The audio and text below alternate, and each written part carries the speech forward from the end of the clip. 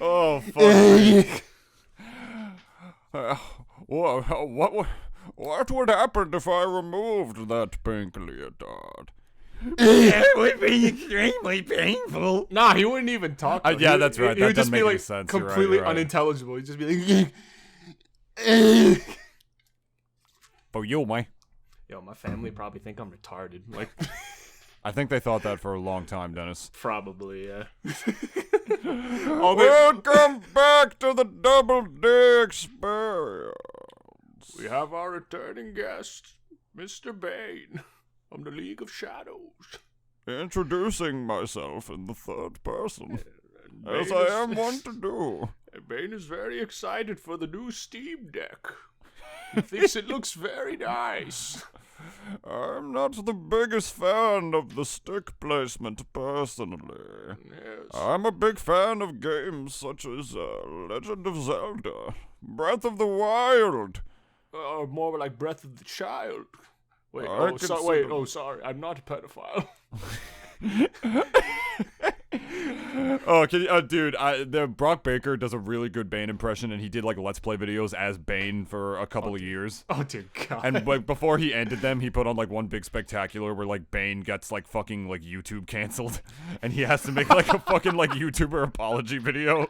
It's the funniest shit, dude. He's just like, Oh, God. hey guys, it's Bane here. I would like to apologize. I'm really sorry. I know this video was a long time coming. I apologize.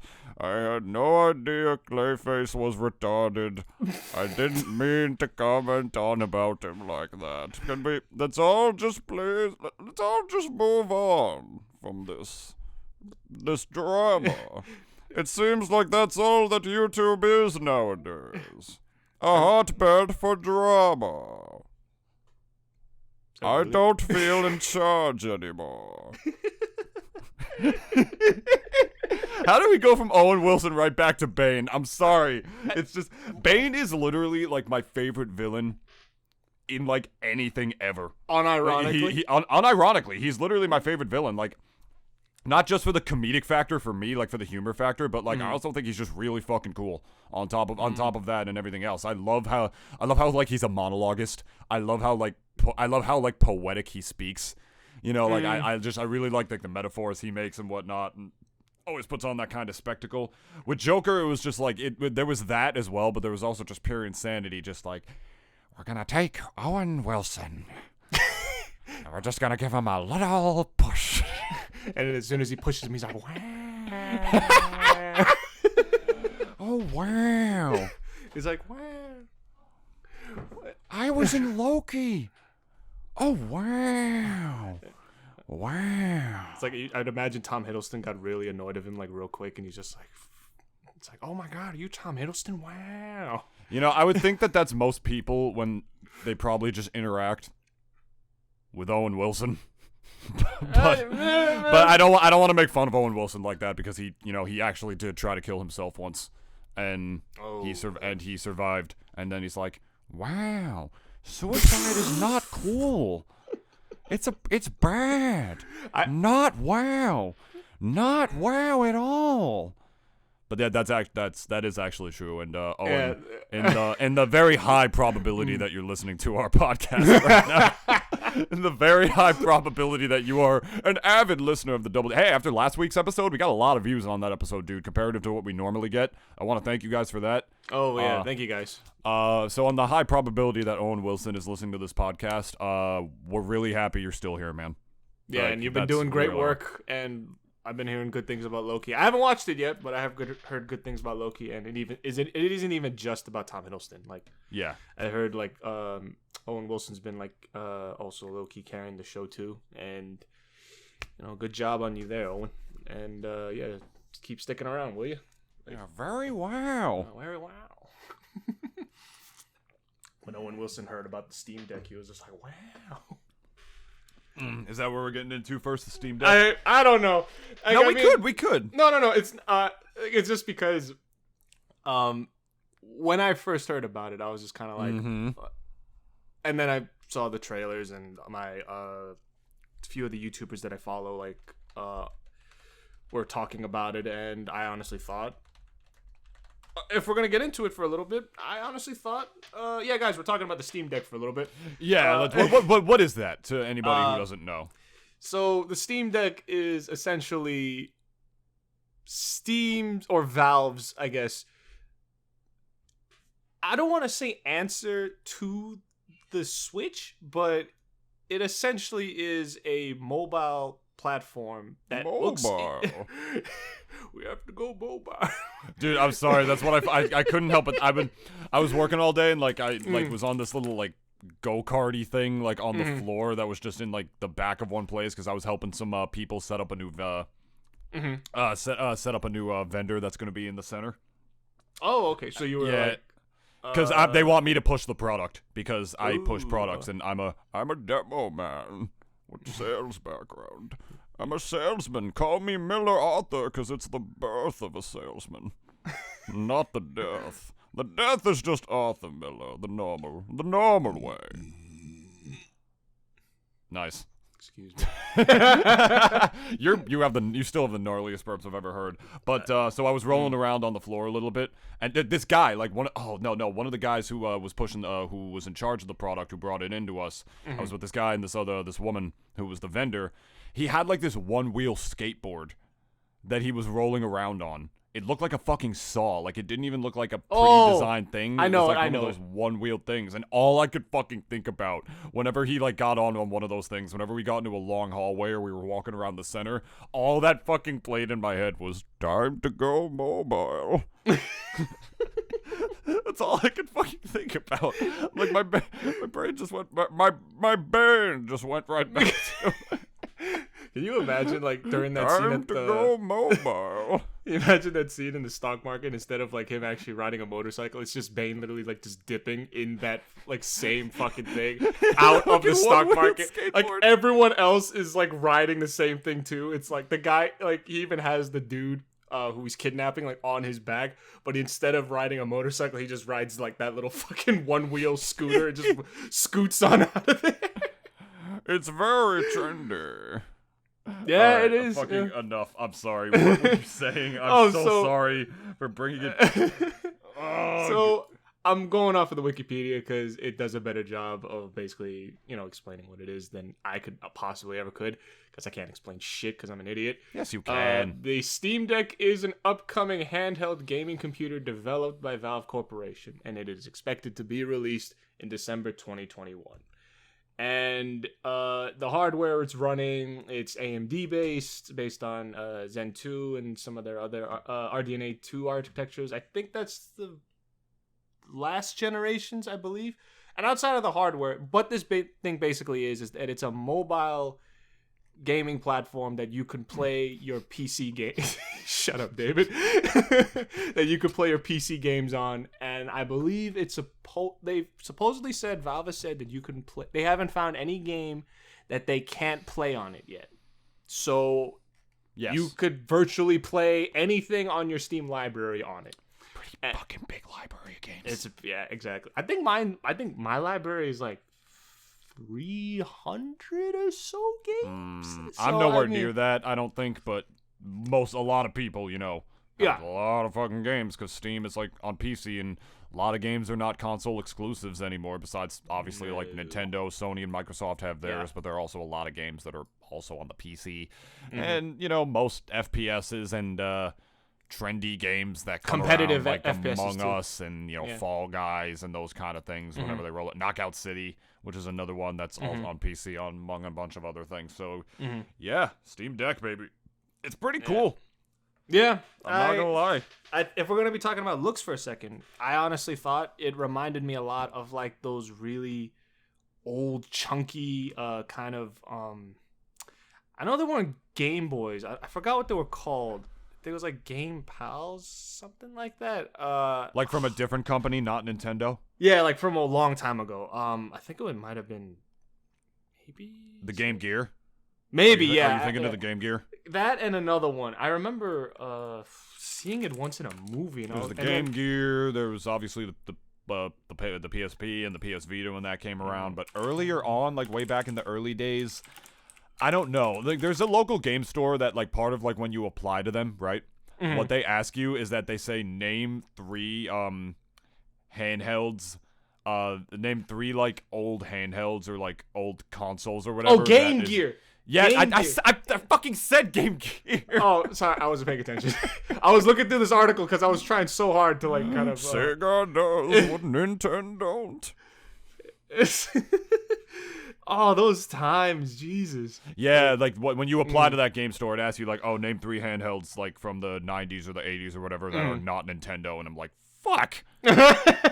I don't. Why the fuck would I know that? My ex-girlfriend who worked there, she knew that, but you know she was a lot older than me, as well as some other people who are just big game enthusiasts. I mean, the thing is that those consoles, those handhelds, they weren't very fucking successful.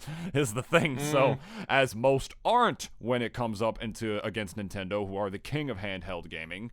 And the reason we wanted to talk about it on this podcast, besides the fact that it's just recent news, is because I think that will remain the case easily. Yep. I don't think the Steam Deck is going to put a dent in Nintendo, and my good friend Dennis here does. No. We're going to have you retract that statement. I retract that statement because I agreed with you in the sense that, yeah, like, this is not going to put a dent on Nintendo. Because, again, Nintendo has basically all but monopolized that whole market at this point. Like, there's really no one else that, I guess, a lot of handheld gamers are going to be really going to. There's like really nothing else out there in the market. I mean, and you can argue, well, the Steam Deck, it does essentially more than the Switch. And then in terms of functionality, I will agree. Yeah, that is true. But I also feel, at least when it comes to the bigger market, I mean, that if the whole, like, did you hear how fast those pre-orders like basically just sold out? Oh, of course. It was insane. I was I remember when I opened up my Steam browser and I literally tried to get into the queue or whatever to like go and maybe reserve one, but the fucking thing crashed for like I think a minute or two before I was able to get back in. That which tells me like fuck ton of people go a fucking year without some new shit coming out, and I'm gonna be going into the stores, be like, hello everyone, I have a severe case of Nintendonitis. Come to me and I shall infect you with my Nintendonitis, a disease in which there is no vaccine, and never shall there be. I shall infect you and it will remain in your bloodstream until the day you die. It's a very passive disease. It won't kill you until you're like into your hundreds. But either way. But it also does make you spread your cheeks pretty far. Oh yeah, well that's for Nintendo's cock. That happened to me like beforehand. Sorry to all you guys who love Nintendo, but that's what you guys do, and it's hard to be honest. Some of them do, my friend. Some people do buy some shit from Nintendo. I'm just saying, like, I'm gonna be mad because like last year, like half my job was like, you know, PS5. Yeah, PS5, Xbox, and I had to tell everyone you're not fucking getting one. That's literally what I had to tell everyone. I'm like, you're not fucking getting one. Now it's for the Steam Deck. Well, it's and I'll be like, oh, but Switch you can OLED. Get this hot new Switch OLED that is right here on the shelf. It's the same fucking thing, except it's a little bigger, and like we sacrificed a port for an Ethernet slot. But other than that, it's also white. Don't you want the white Joy-Cons? I mean, I do kind of want the white Joy-Cons. They're pretty sleek, like, but they again, look real clean. It's again fucking $80. Suck my dick. Like, I'm not doing that.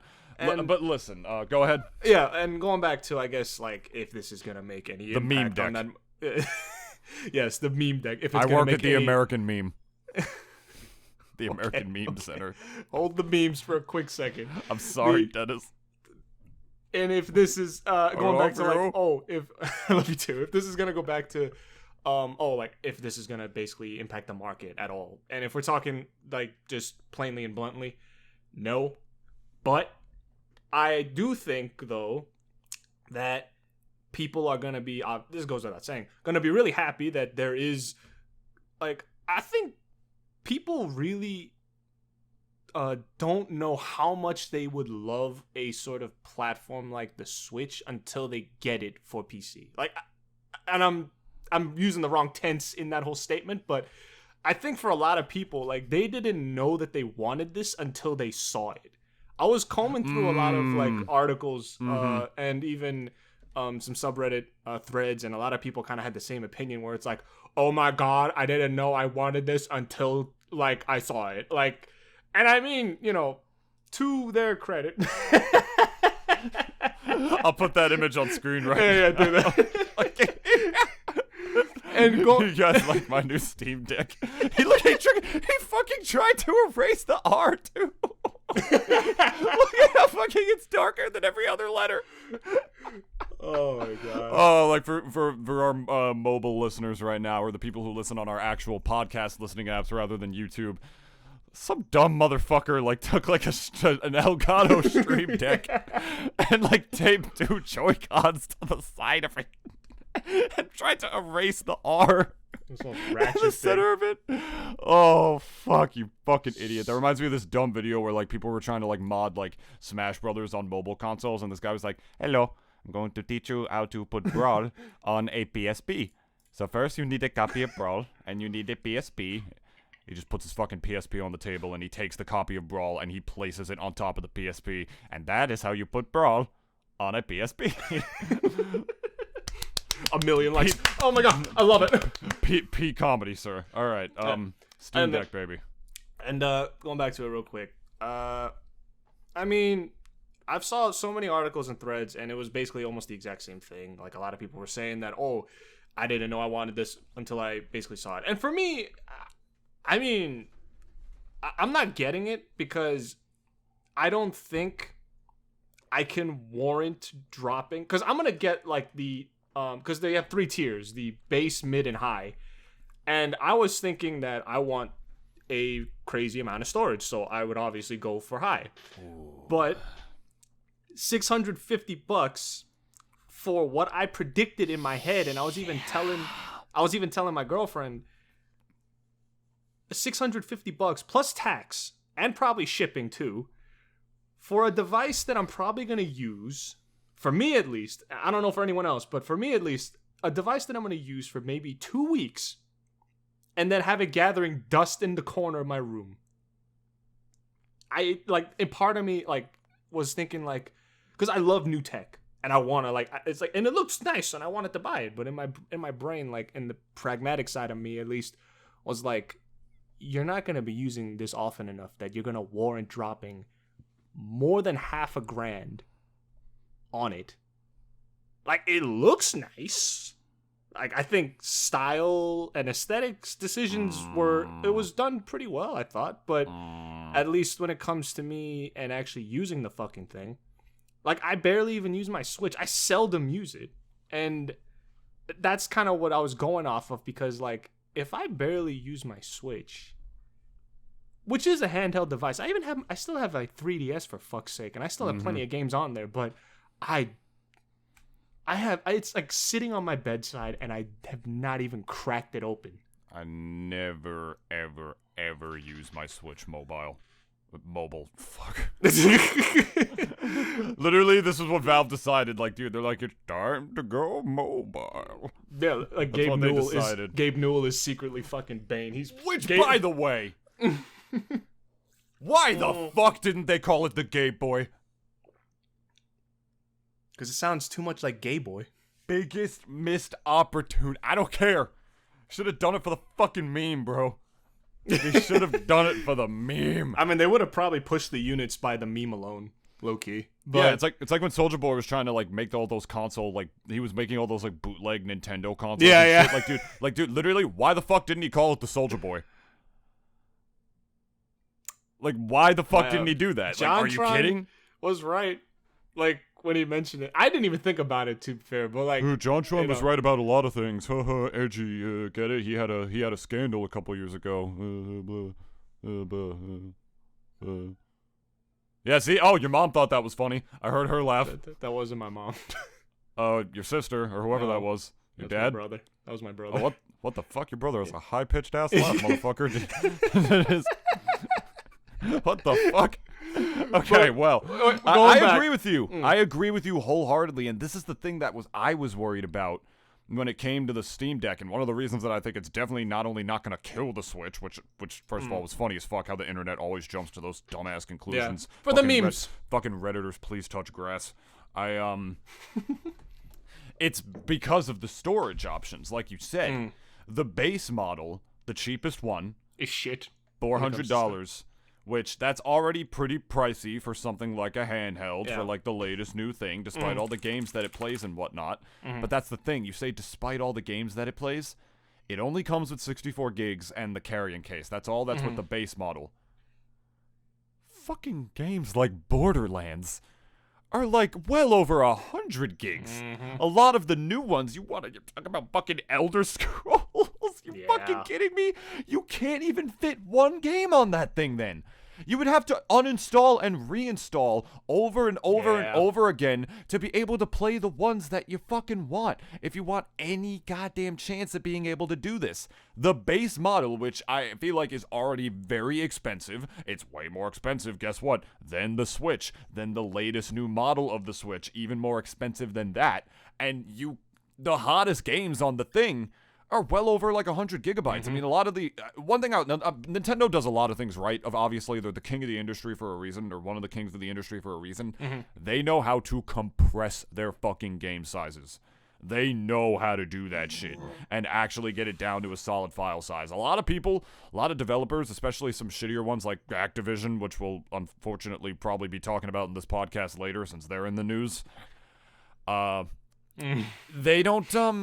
They don't know how to compress it. Like I said, games like Borderlands, Elder Scrolls, all that kind of stuff. They're Call of Duty.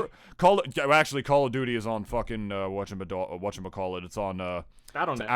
Activision Blizzard property, so that's Battle.net. You won't even be able to play the new ones on there, but the old ones, which frankly most of them are better, you'll still be able to play on Steam.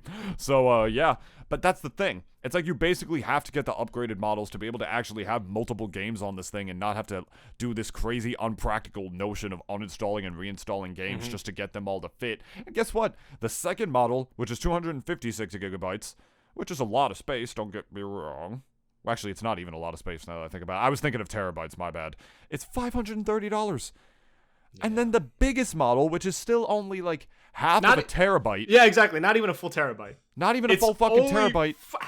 Barely half, if anything. Like, $650. Yeah. Like, dude, this thing is. I not only don't think it's not going to make too big of a dent in Nintendo, I don't think it's going to do well at all. A lot of these Steam players are fucking hermits to begin with when it comes to PC gamers. Like, the Twitch streamers, they fucking stay at home, and they do their thing. They make their bank from home, fucking, you know, Pokemanes and your Ludwigs and all that kind of stuff, and your Simpanzees and your Pimp Slap Symposiums on the fucking Greek precipice of man. It's like they all do that shit from home. What, are people going to stream on this thing? No. It's just, if anything, this is like a nice little side option where if, like, you spend a lot of time on the go, you can still play your games, but it doesn't have that same, like, you know, functionality of being the same home console of the Switch. So the only practical use is to play it mobile, but then the storage is shit. Like, dude, then again, like, having it, I don't know how you'd fit that much more storage on it if it's, like, that small of a thing. Like, I just, I don't get it. On top of the button placement, I think it's just... I think it's dumb. I don't think it's going to do well, if I'm being completely honest. It's just... On top of that, like, you'd have to be on Wi-Fi for these things. A lot of the games on it are fucking... A lot of the games on it are, like, multiplayer FPS game. If anything, I feel like Nintendo probably saw online that people were calling it the Switch Killer, and they are probably rubbing their nipples and laughing. Oh, yeah. Real shit. Like, real fucking shit. Like, oh, there basically isn't another handheld. Oh, like, they think that everybody thinks that the second a handheld comes out, it's going to kill the Switch. Oh, the PSP? Oh my god, it's going to kill the DS. Its graphics are so much better than the DS. It's crazy. DS, most successful console Nintendo's ever fucking made. And oh my god, the 3DS, it's amazing. The PS Vita is going to kill it. The PS Vita, biggest fucking meme that has ever existed in the handheld gaming sphere. And what else? If I may add. The fucking, what was the one? The Game Gear. They said the Game Gear because of how amazing the Genesis graphics are. It's amazing. It's going to kill the Game Boy. The fucking Game Boy? You think anything was going to kill that? People think video games and they think Game Boy. People will look at, like, old people will look at your PlayStation and be like, oh, is that your latest Game Boy? Like, that's how big their fucking brand name is and their brand recognition. Why do fucking idiots think the same thing is going to happen with the Switch with the Steam Deck? It's not. If I may add too, I also think the whole appeal of handheld, at least for me back in the day, was the very fact that I could fit the fucking thing in my pocket. You know what I mean? Yeah. Like it was a Cuban sandwich console. Like this thing, like, do you know how big and deep of pockets? Like, I mean, this is not meant to be fit into a fucking pocket, period. But because this is like the fucking we use a handheld thing. That's like about the size of it if you look at it. I'm looking at the page right now. The GIF is spinning with the product, like, you know, got all the B-roll shots and shit. Truthfully speaking, I thought that the Wii U's, like, you know, that the Wii U's handheld console, basically what the fuck this thing is. Oh, the Wii U, the gamepad? Yeah, the gamepad. Yeah.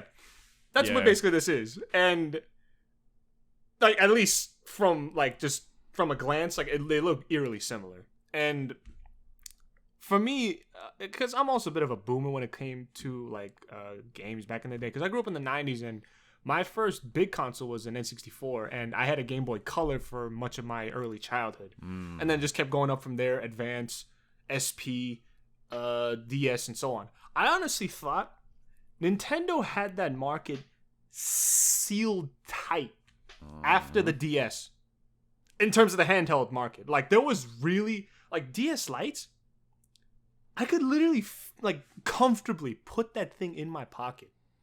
And DS Lite was so good. Everything after that just got bigger and bigger and bigger. Like, especially the fucking and the 3DS and the XLs.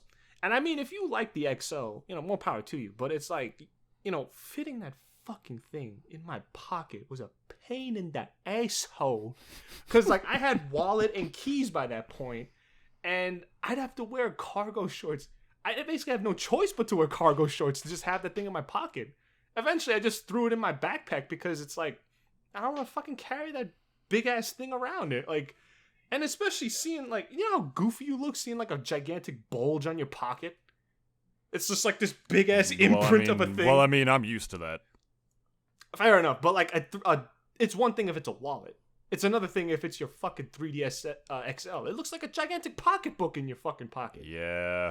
You need a pocketbook. Oftentimes when I was a kid, I asked my mom to keep my DS in her purse. I oftentimes asked her to do that because I'm like, where the fuck else am I going to put it? There's nowhere else. And I don't even think this thing is going to fit in like your mom's purse. No. That's the thing. No matter how deep it is, it's still going to be sticking out at the fucking top a little bit. Is it really time to go mobile? Because I don't think it is. I mean, I could agree with that, but I also feel as if, for one, I think they, like Valve specifically, they announced this and are planning to release it just because I'm not too familiar, and some of you guys may, like, you know, correct me on this, but I don't know how exactly Valve makes their money, considering I don't think they're really a game developer anymore, since after Left 4 Dead and also Team Fortress, I don't know what they do. So I'm assuming that if they're going to, instead of making game software, and now they're going to go for hardware now, and that's going to be their main, I guess, products that they're going to sell. Like, they've already had a couple, the Steam controller, the Steam Link, which I still use. I forgot about the Steam controller. I forgot about that thing. And I still use a Steam Link to connect to my TV because, like, I thought it was useful. Plus, I got it for free, but I mean, it wasn't exactly free. The shipping was fucking, like, I believe $20. So I basically paid $20 regardless. So it wasn't exactly free, but and then Steam's Valve's like VR headset too. They've been coming. I think they've kind of shifted from the software side of things and onto the hardware side of things. And I think for Valve, like, they were kind of reading the room, and essentially, I'm pretty sure for them, they probably thought, okay, well, we can't like drop money for R&D for a new console. Like, we can't do that. Like, considering how much money goes into like making another console, like from scratch, no less, is a fucking ridiculous amount of money. And I'm pretty sure at least they were thinking, okay, if we can't do that, why don't we make something smaller? So they picked something handheld. And the Switch, universally speaking, among all the other consoles out there, and even among a PC, is the cheapest option if you ever want to, like, if let's say you just want a game at all, like, you'll buy a Switch because it's $300 compared to a PS5 or a fucking Xbox Series. I fucking hate the new Xbox names because I always get confused about it. They're just trash. Like, just PlayStation has numbers on deck and Nintendo has creative names and stuff. And not to mention the Switch Lite, which is small enough to, like, fit in, like, a purse or whatever still. Not a pocket. That's still not sure. a pocket. The days of pocket gaming is over. I kind of miss that, though, don't you? I bought the new Game & Watch that Nintendo made for Mario, but I didn't open it because I thought maybe since it was a, you're smart on time-limited product that it might actually be worth something one day. Probably when I'm, like, in my fucking 80s. I think you're smart on that, though, because that will cost, like, if it's, like, mint, it's going to cost money in the future. Like, you're going to get your money back and then some in the future. Mint. I haven't even taken it out of the box. I also have an N64 controller that I will admit I did take it out of the box once, but I never took it out of the wrapper. It's a completely unused Nintendo 64 controller. Ooh, mint. Yeah. Real mint. Love shit like that, mint. Actually. Like, money. But that's why, like, I really do miss, like, I'm going off on a bit of a tangent, but I just miss. No, feel free. Like, dude, go off, King. I really do miss, like, pocket-sized handhelds again. Oh, like, me too. It's been so, like, do you remember how, like, I think they addressed the whole pocketable issue with the DS Lite because the original DS was fat as fuck. It was a clunky thing, and the buttons were very uncomfortable God. well. Like, they were very hard. It's like, the first game they released was a fucking remaster of Mario 64, which looked amazing, had amazing new features. Like, a whole new generation got to experience the magic of that game, including me. But holy fuck, the buttons gave my fingers some blister aneurysms, the likes of which have never been seen before. Like, the buttons were hard as fuck. It was awful. It was supposed to use the touchscreen to move around, but it wasn't too intuitive. A lot of other games were. The fact that it had 2 screens was revolutionary, and it was really cool, and it worked out a lot better than you would think. Plus, the backwards compatibility of the Game Boy Advance games. Oh my God. Something they took away from the later DS models, which blew some chunks. That was when they were really getting into the realm of modern consoles. Like, the DSi was the first one that you couldn't play Game Boy games on anymore. Whack. But it was also the first the first console, or well, I guess along the Wii, to have its own downloadable software and like WiiWare and DSiWare, like exclusive games that you could download on its store. That was also kind of revolutionary at the time, too, because a lot of new games came out there, like Mega Man 9, the Homestar Runner games were on there and stuff, or the Homestar Runner movies and all that kind of stuff. Indie developers were becoming big with that. It was all pretty cool. But the DS Lite... DS Lite? Oh, the DS Lite. DS Lite and the SP. The SP is legendary, too. Like, I carry that shit around everywhere. Yeah, dude, my ex-girlfriend, I hope she's, not to talk about, not to delve into my romantic life and that old chestnut and situation. She got me a Game Boy SP for my birthday 2 years ago, like a custom one that has this crazy backlight and, like, I think it's NES themed and whatnot, and it just reminded me of how sick that thing was.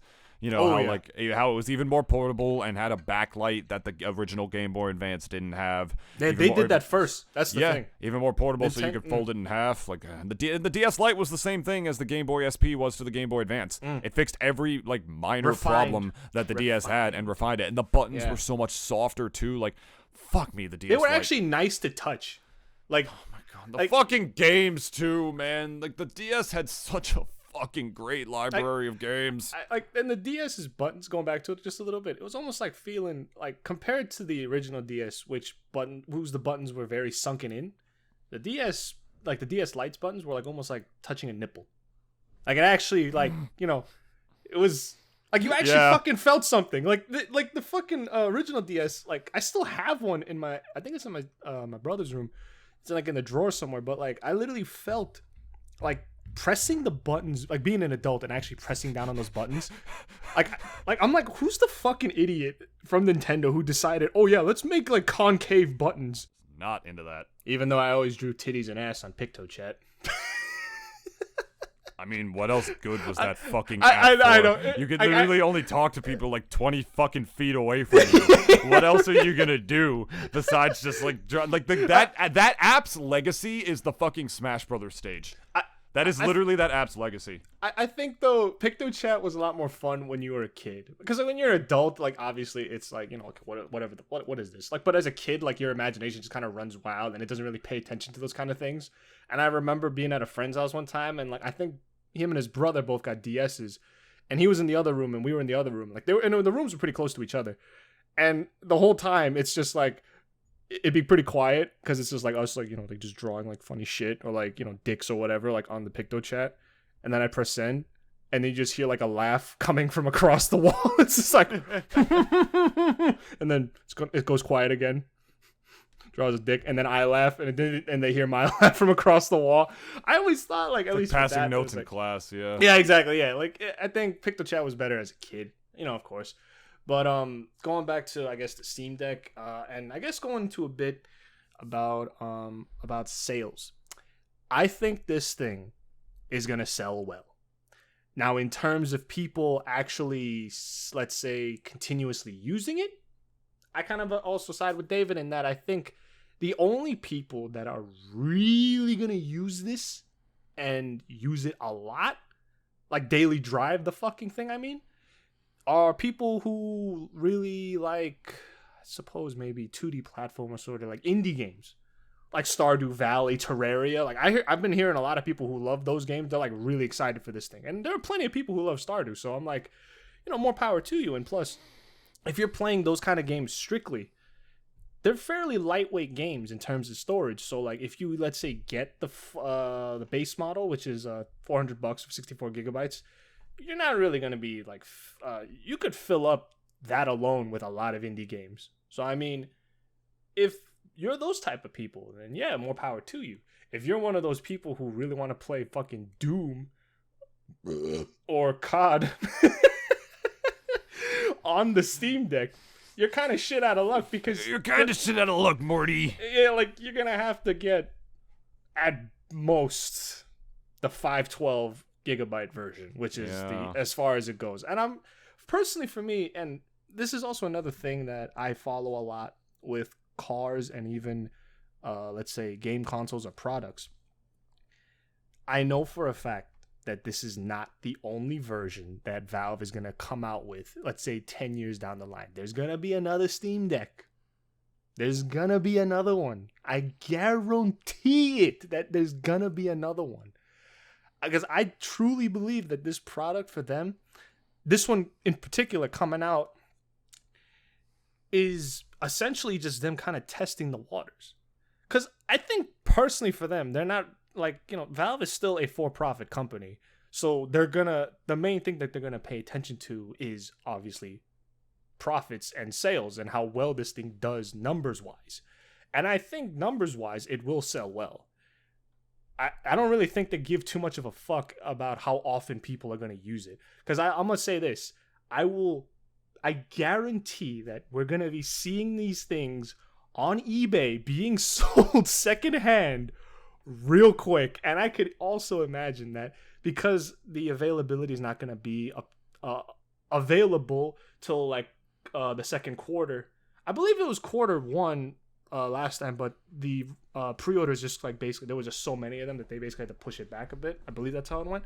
But I honestly feel like we're gonna like see a lot of these things on the secondhand market again, and plus that this is just them, like they're gonna be going through the data once this thing comes out by next year, and I think obviously they're gonna like address a lot of the problems. Like I think even the thing about the button placement that David was going on about, I honestly do believe that the next one is probably going to be a bit bigger than this, which already kind of just throws the whole portability thing like out the window anyways, because I think if they made at least the sides a bit bigger and just move the buttons into a more comfortable position, because they also have those little track pads on the bottom.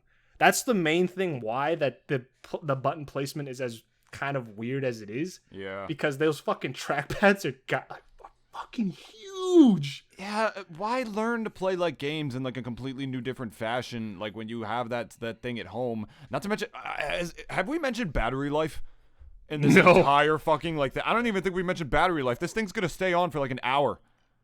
Like, you're going to play, like, one match of, like, TF2 and then go... Yeah. And then you fell basically into the same trap of buying a gaming laptop. Mm-hmm. Guess what, asshole? The battery on that thing is going to be shit because it's running a lot of components that it's not powerful enough to run. Yeah. It's running a lot of programs that it's not powerful enough to run, i.e. games and whatnot. So guess what? In order to use that laptop, you gotta keep it plugged in. Like what? A computer. Like wow. Fucking, what a concept. I think a lot more people are inbred and they don't realize it. But when you look at their spending habits, you're like, yeah, you know, like your mom is definitely also your sister. Like that's what I'm thinking about. Like when I see these fucking people, because like God, and also just we even mentioned the button layout either. It's like that just I'm looking at it. Fuck me, that doesn't seem like really intuitive to like. No. Whatchamacallit, to first-person shooters, which, by the way, like, most people hate to play with controllers in the first place. I guess that's what those little trackpad things are for, like you said, but, like, it just seems like such a hassle for, like, all for the notion of, like, now you can play Steam games in other places. Like, dude, at the very least, people are gonna get, like, a gaming laptop for that, and then bring it places, and then plug it into their friends' places, and maybe have, like, little LAN things there, like, just so they can be in the same place as them. I just don't see the fucking point of this product. I really don't. It's like Steam is like you're already so big enough, like from what you have at home. It's like you're branching. To me, it's like Netflix. Like instead of putting classics like Godfather, do you know what they're doing now? Classics like what is Netflix doing now? They're making a game. That's what I was gonna say. Dude, like you already fucking beat me. You already beat me to it in saying that because like Netflix, instead of putting the fucking Godfather on their platform, which it's not. Netflix, the movie app, the thing that took the world into the second golden age of television with like by changing the way that we watch it. It needs to get their grubby little fingers on every little medium imaginable because they want to somehow in this fucking market that they created be the only fucking streamer app again. It's never fucking happening. They're just trying to get their greedy little pits on fucking every single type of medium. They're making video games now. I don't have a fucking Netflix account to play video games, you goddamn fucking troglodytes, greenlighting fucking everything that comes your way, making movies for literal pedophiles. No, I log on to Netflix so I can watch the fucking Godfather and then fuck my girl halfway through it. All right? Hey, that's a cardinal sin, dude. That's a Oh, come on. It's not like it's Schindler's List. Making out during Schindler's List, as we all know from the hit anime David. Seinfeld. It's from just the greatest anime that has ever been made. Seinfeld. I love 1 and 2 so dear to my heart. Do you, Dennis? Do you? I do love 1 and 2. Yeah, well guess what? It doesn't fucking matter because it's not on Netflix. Yeah, that's why I pirated it. Good, and you should. Because, like, you fucking should. I actually do like, want why the is DVD Netflix set. making fucking video games no one cares? And, focus on actually putting good fucking movies on your platform again. If I want TV, I'll watch Hulu or watch TV. If I want movies, I'll watch Netflix. Stick to what you're fucking good at. They have lost hundreds upon thousands of subscribers. There was a recent article about it, actually. They are losing fucking support. And it's because they're just trying to branch into everything. Netflix, stop trying to be something you're not. You're like that dumb, trashy, drunk nerd girl at the fucking prom when she's like trying to get fucked up so people will finally like her. No, be yourself. Be yourself. Please. Even if you stop have pretending to be something you're not. Even if you have the personality of a fucking door. Exactly. Like, thank you. But here's and that's what the Steam Deck is. Like, stop trying to appeal to the mobile market. It is not time to go mobile. Hold on. Okay. When it comes to Netflix, and going off of your point about how they've not been doing too well lately, I had stock with Netflix, and I actually sold them a while ago. And lately, I've also been seeing that it's not been doing too well, the stock. And it's been dropping almost continuously for the last couple months now. And then now, even going off of Steam, and also, not Steam, but I guess Valve. I don't know if they're public or not. Maybe they are. I don't know. But I'm looking through the... Look it up real quick. I'm looking through Valve's... Pretty sure they are. Tech specs for, or the hardware, I guess, descriptions for the product. Valve is not a publicly traded company. Okay, that's good then. I don't want them to be. Fuck that shit. Wow. They should be private. And like, like going off of the Steam Deck again, like they're them talking about the 40 watt hour battery, which provides several hours of playtime for most games, but they literally make this point very clear. For lighter use cases like game streaming or smaller 2D games, i.e. Stardew Valley and Terraria, or web browsing, you can get the maximum battery life of approximately 7 to 8 hours, which is literally 7 to 8 is not bad. In the grand scheme of things, that's decent in today's world, I suppose. But like, because this thing's not a phone, this is an actual computer in your hand. Yeah. That's what it is. And it's also akin, if we're going towards, I guess, like the very high option, which is the 650 with the 512 gigabyte SSD, like, it is a computer. And I have a Razer Blade. And if I try to play a game, same as David said, that's not any of those use cases like 2D games or like web browsing, if that's not strictly it, if I'm playing fucking Doom on my laptop, I am not playing it for more than 10 minutes until the thing comes up where it says, you need to charge your device. It's just how it is. And I also feel as if, though, that Valve is being fairly transparent with what this product is. And they are advertising it as a fucking PC, a mobile PC that you could use on your hand. And that's great. But, again, you are not going to be playing AAA titles on this. And we made that clear from the get-go. You're not going to be playing Call of Duty, fucking Dark Souls, and whatever the fuck else. Like, you're not going to be playing those on this. And it's not for that sort of use case either. This is why I'm sure they put this specifically on their product description for the battery. For smaller 2D games. Lighter use cases if you want to get a 7 to 8 hour battery life. And again, if you're one of those people who like love indie games and smaller 2D games, then this thing's probably making your dick hard right now. Because I'm pretty sure everyone wanted to play Stardew Valley and Terraria handheld. And I mean, they can't. I think Terraria and Stardew Valley. You're talking about the Switch right now, right? Yeah, those did come out for the Switch. So I mean, you could have already done it. So it's like, and that was in that case, if you do want Stardew Valley, which is honestly, I think that and also Terraria are like two of the most popular 2D games out at this moment. It's been out for a while too, like both of them.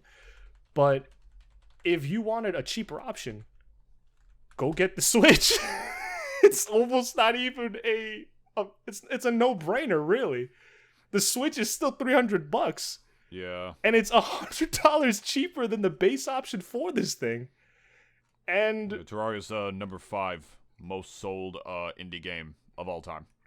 Of all time. Of all time, yes. Of all time. And there's really there's the logic just doesn't compute, because if you wanted a fucking... Neither does the Steam Deck, probably. Only for like an hour. No, that's what I'm talking about with the Steam Deck. It's I know. And because this is, like, my main point is, this is for people who want to play 2D games. Like, I don't think anyone who's running, let's say, a 3090 is going to be like, oh yeah, I want to get the Steam Deck for fucking what? For what?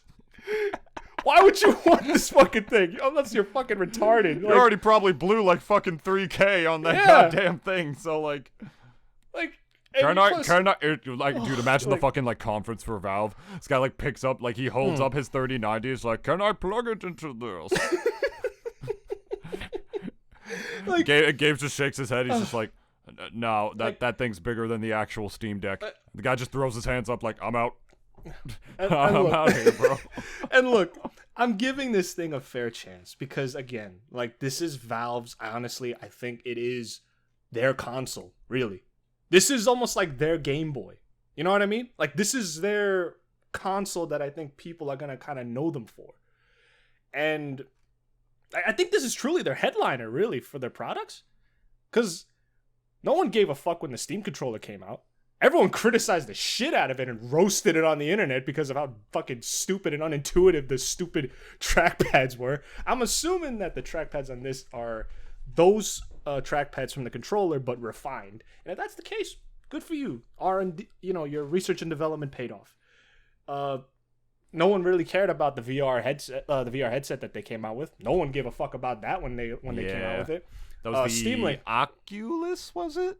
Or it was supposed to be it was supposed to be an Oculus competitor, if anything. It was supposed to be their own VR headset. Oh yeah, that's right. I remember. And nobody gave a fuck about that. No one on Kotaku or whoever the fuck was talking about it. Steam Link, no one gave a fuck about it either. But this thing generated the buzz that I think they were looking for. Because everyone is talking about it. We're talking about it. We're sitting here where we've dedicated almost an entire episode talking about it. Yeah. And I personally feel like they're banking on this right now. Compared to anything else that they've come out with. Because they're hoping that this thing, it will take off. Take off as in like sales will do very well. Because that's all they're going to care about. Because they want their money back, obviously.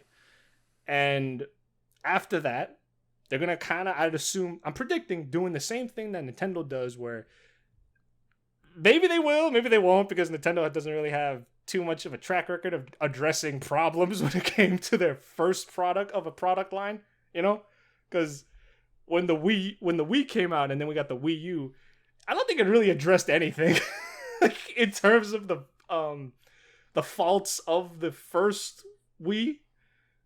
And then people roasted the Wii U, and it wasn't until we got the Switch that we understood now.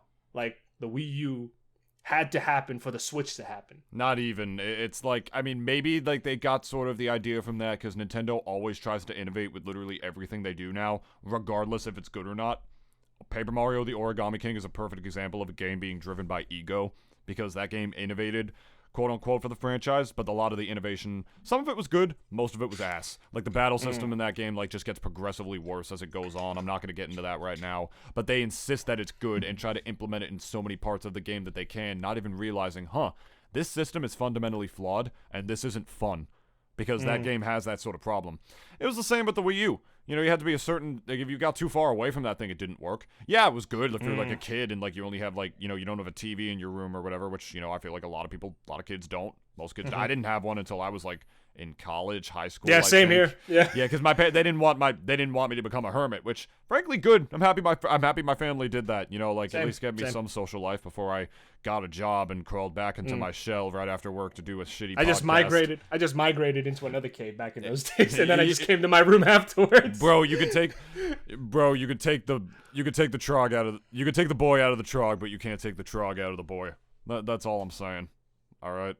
The point is, the Wii U, it's it was good for that, but other than that, it's that thing was stupid. People thought it was an add-on for the fucking Wii because they didn't rename the goddamn thing. That was one of the biggest mistakes that they made. The name was horrible.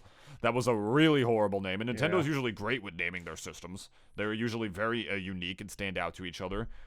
I still, to this day, I mean, I know it's an old news at this point when people thought Nintendo was dying because of the Wii U and we didn't know about the Switch yet. To this day, I don't know what the fuck they were thinking when they named that console. I really don't. I still think they had the Switch on the mind. They were definitely thinking. Iwata knew about the Switch before he died. He at the very least knew about it before he passed away. Hopefully he is somewhere in gamer heaven, knowing how successful that thing was, and that Nintendo is kind of in good hands. Yeah, I mean their CEO's more business oriented. I was gonna say he looks like he's definitely never played a fucking video game in his life. Yeah, and Iwata actually personally. What is a Mario? Iwata came out personally many times and even said I am a gamer, and not even in a cringy way. He said it to make a point, because I am a gamer and this is my company and I'm gonna run it the way I feel is appropriate.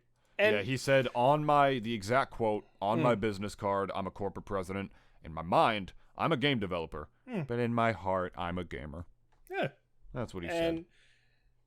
I'm pretty sure. I fucking cried so hard when he died.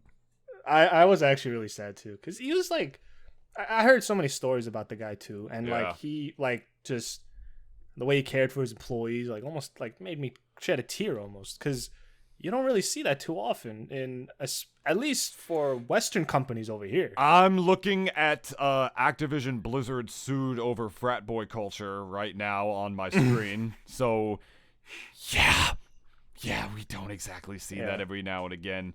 I kind of do want to talk about this a little bit before the episode ends, but let's keep talking about the let's keep talking about the duck for a little bit. If you're okay with that.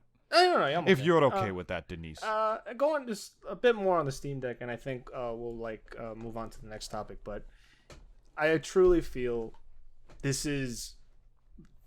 I almost like to believe it might be Valve's Hail Mary. I know that might be hyperbolic, but I don't know I don't know how much money or profit they could possibly make off of. Like, how many people bought the Steam VR? How many people bought the Steam controller? How many people bought whatever the fuck else they made over the last 10, 15 years? And again, this is the only thing that's generated the buzz that a for-profit company whose main thing is to make products, this is the only thing that generated the buzz that they were looking for. Yeah. Because literally everyone was talking about it. And because, I think the sensationalism kind of also was a big part of it, because everyone was as David said, oh, it's going to kill the Switch. And even though me and David, we're smart and we know it's not going to happen. But, everyone, that's what sells headlines. Is this going to be the new Switch killer? Fucking Kotaku, wherever the fuck, you go for your techie sort of news or nerd shit. That's Nick what All-Stars, the Smash Killer. Even though our last title for our episode was kind of clickbaity, but at the same time, I will agree. Yeah, it was a little bit clickbaity, but personally for me though, at least when it came to Nick All-Stars, I think it had the potential to be a bit of a competitor because it has a lot of shit that Smash doesn't. But for this thing, yes, it does a lot of things the Switch doesn't, which is great. But at the same time, it's because it's a mobile PC that you could carry in your fucking hands. It's because that's why I feel as if it's gonna suffer a bit, because that's how the way they advertise it. It's not a handheld console. It's a fucking PC in your hand. That's what it is. So it's an iPad. Yeah, it's not that far off considering iPads are getting closer and closer to where their MacBooks are at this point. People literally use iPads as laptops, as their own personal computers. Yeah, I think Steam's just this thing's dumb, but people are going to buy it. Let's just... Yeah, I mean, dude, the Switch OLED. We already went over that. I think a lot of people are going to fucking buy it because they're fucking mouth breathers, and they also, just when they see a new thing, I got to have it. Because, that was me for a second with the Steam Deck. And I know I'm boring David over here, but... that was me with the Steam Deck. I had a very long day, Dennis. Shut up, you're not boring me. My ape brain went real briefly ooh, new piece of tech. Friends. Ata.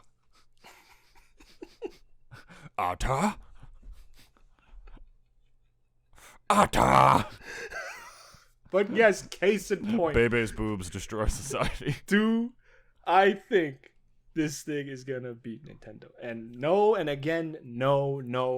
It's not going to beat the Switch in any shape or form. Do I think this is going to sell? Hell fucking yes. The very fact that the pre-orders actually crashed tells you already that, it's going to sell well. Do I think there's going to be a Switch? Not Switch 2. They already came out with that. Steam Deck 2. Yes, I do, because I think this is going to be one of those cases where it's going to basically the first product of a product cycle. And it's going to basically, just get better and better, probably more bigger storage and all that shit. As I think it is restrained by the hardware that we have in our time right now, because there have been other companies that have tried to kind of do the same thing, but none of them has ever really gotten the amount of media attraction that this one has. Yeah, if we were living in a utopian world where there's crazy Wi-Fi everywhere and 2 terabyte hard drives are as tiny as my thumb, and people were having these crazy LANs and practice stuff on the subways while they're going to their classes. Maybe if the world of those Nintendo commercials existed, where everybody is out there with a Switch, as if most people don't just play with it docked. I do. I never use my Switch handheld. No. I'm always afraid someone's going to take it. If I'm on the bus, I'm always afraid someone's just going to be yoink, and then run out the bus. Exactly. I'm so deadly afraid. Snatch it, or I'm going to drop it. I mean, I take it places when I go on, vacations. But at that point, it's like I could just stuff the dock in my book bag as well and a couple of cables and boom, bada bing, I got a monitor. Yay, there you go. I can just play it the way God intended. It's like, yeah. I don't know. I feel like one thing that could low-key be kind of crazy is if the Steam Deck could be docked. If I could dock it and play it on a television. I believe there is a dock to it. Wait, really? Yeah. Yeah, there is a dock for it. You can play the Steam Deck on a TV? Yeah. And on an external monitor and all that, yeah. Oh, I didn't know that. I mean, that's kind of cool. I mean, that increases the mobility factor because then I could just, like, play, like, a multiplayer game on my PC, quote-unquote, at, like, a friend's house. Here's the description. That can be plugged into your TV, monitor, and even your old CRT if you have the right cables. Oh, that changes things. I had no idea. When docked, the Steam Deck's USB-C port can carry video, audio input, etc. Just plug in your peripherals and use the official dock. Yeah, use the official dock, so they got one, and you're ready to go. Wow. So it's not time to go mobile, but it is time to go mobile for a couple minutes while I'm going to a friend's house. To carry the fucking thing. Wow. Well, that's pretty cool. I mean, it sounds like it is going to do well, but people love to count their chickens before they hatch, and without having hour-long discussions of rational thought and about horrible analogies about DSs being women in kind of a misogynistic tone. Oh, that was funny. Misogyny is funny, guys. Yeah, dude, misogyny's fucking hilarious. And speaking of which, this I do want to touch upon because everybody is talking about this. I had a friend even just DM me actually saying, "Listen, David, I don't want to play zombies anymore or Cold War." And I'm not gonna lie, he already bought the game, so I think that's kind of stupid. But but let me preface it by saying, like, I haven't read the article as to, like, in detail what's going on, so I'm gonna let David kind of take the reins on this one. Go ahead. This one, I'm sure you guys have heard this. This news broke out yesterday as the day of this podcast goes up. Activision, which is also Blizzard, Activision merged with Blizzard a while back, which is why all the new Call of Duties ever since Black Ops 4, I think, are on Battle.net rather than Steam, which is why Call of Duty is not on Steam anymore, which is tragic. Yeah, I literally had to make a fucking stupid, dumbass, fucking dipshit little Battle.net account just to play Cold War. And, yeah, they are being sued over, quote-unquote, frat boy culture and harassment. They're being sued by the state of California, as well as I think some, maybe some other lawsuits, right?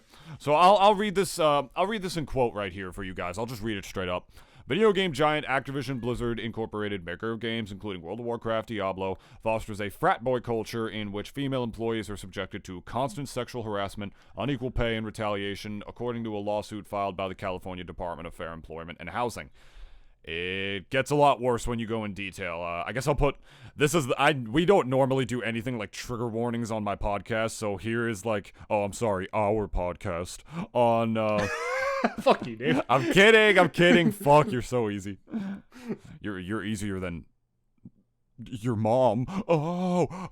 Well, if I'm a whore, you're a fucking slut. Hell yeah, I am a slut. That dude, the world would be such a better place if like men just admitted they're sluts. Like people are like, incels be like, God, I fucking hate sluts. They don't like me. No, men are sluts.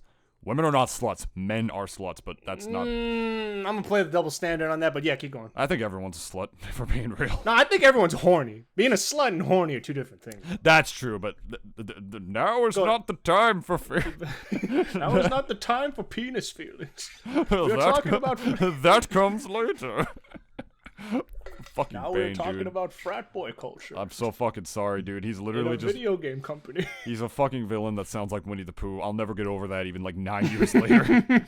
A 2-year investigation by the state agency found that the company discriminated against female employees in terms of conditions and employment, including compensation, assignment, promotion, and termination. Company leadership consistently failed to take steps to prevent discrimination, harassment, and retaliation, the agency said. According to the complaint, filed Tuesday in the Los Angeles Superior Court, female employees make up around 20% of the Activision workforce and are subjected to a pervasive frat boy workplace culture, including cube crawls, in which male employees drink copious amounts of alcohol as they crawl their way through various cubicles in the office and often engage in inappropriate behavior toward female employees. That's pretty cringe.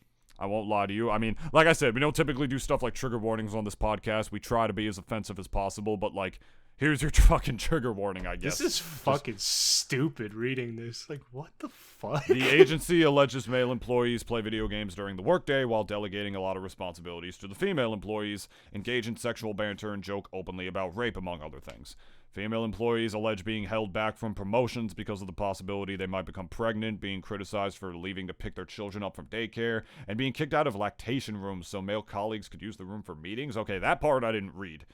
That part I didn't read at all, but this is where it gets really, really fucked up to the point where it's legitimately not fucking funny at all. The suit actually points to a female Activision employee who killed herself while on a company trip with one of her male supervisors. I think they were in a relationship, and the employee was subjected to a lot of intense sexual harassment prior to her death, including having nude photos of her passed around at a company holiday party. Bruh. Like, that's fucked. It went from American Pie to, like, just, like, what the fuck? It literally went from American... I can't make that joke. Okay, we're not laughing. We're not laughing and making. We're not making fun of and making light of the situation. But like Dennis is literally making light of me being a dumbass. That's actually what that's legitimately what he was laughing at there. We hope you know that. He's just like, oh god, yes. At least I caught myself. In all seriousness, in terms of this article, go ahead, David. Yeah, the agency seeks an injunction forcing compliance with workplace protections. We value diversity. And strive to foster a workplace that offers inclusivity for everyone, okay? There's no place in our company or industry, okay? Or any industry, alright? Okay. For sexual misconduct or harassment of any kind, you know, like the basic PR, like spokesperson of Activision Blizzard. That's their public response. I can only imagine what their internal one is then. We take every allegation seriously and investigate pretty much every claim, okay? In cases related to misconduct, action was taken to address the issue. Doubt. Press X for doubt. Fucking doubt. Yeah. Causes of action: employment discrimination because of sex, retaliation, failure to prevent discrimination. The relief they could get is some compensatory, punitive damages, unpaid wages, injunction. Oh my god. And I think they get internal counsel from the Department of Fair Employment. Like, that's why they're being sued by the state of California. And honest to God, that's the whole article. I literally just read you guys the whole article, basically. Yeah, David, you want to know something? What's up? I had the same fucking page open. I figured you did, dude. It's like the biggest one that's reporting on it right now. It's like Bloomberg Law. And it was obviously, this is where I heard about it. It was trending on Twitter, like, massively. And I even, like I said, I even had a friend DM me, like, saying, like, I don't want to play zombies anymore. I don't want to play Cold War because Activision just slaps their name on Call of Duty nowadays. They don't do fucking anything for that fucking franchise. They literally made 3 games, and they've been banking on one of the most successful first-person shooter franchises for years, even though they haven't made one of the games since literally 2006. It's like... Activision is the king of, like, they are a frat boy company because they don't fucking do anything. They slap their name on games and, like, have other developers do their shit for them. Common practice. Nintendo has, like, a lot of other, like, places to make their games, like the Mario spin-offs. Hudson Soft makes a lot of those. Camelot helps with that. EA with BioWare. Exactly. It's a common practice, don't get me wrong. But Activision, I wish I could say I was surprised. I really wish I could, just with the attitude of this company. I'm not surprised at all. In the last 5 years, everyone's kind of seen what Blizzard, by extension Activision, has been. Y'all like, remember the fucking Hong Kong shit? Y'all remember that?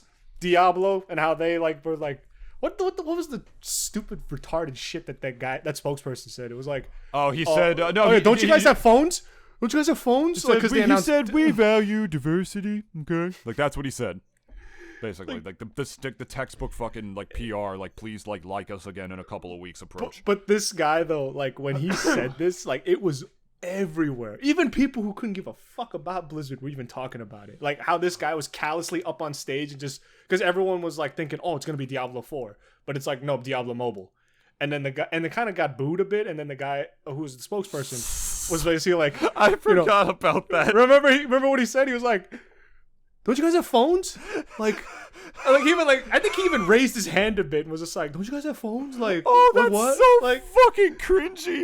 Like, oh my god, that was a long time ago. But I remember that now though. Oh fuck, I forgot he actually fucking said that. Oh my god. What a fucking idiot. And like the Hong Kong shit too. You remember that when like the player who won that whatever tournament, Hearthstone? It was a Hearthstone tournament, and he straight up said like free Hong Kong.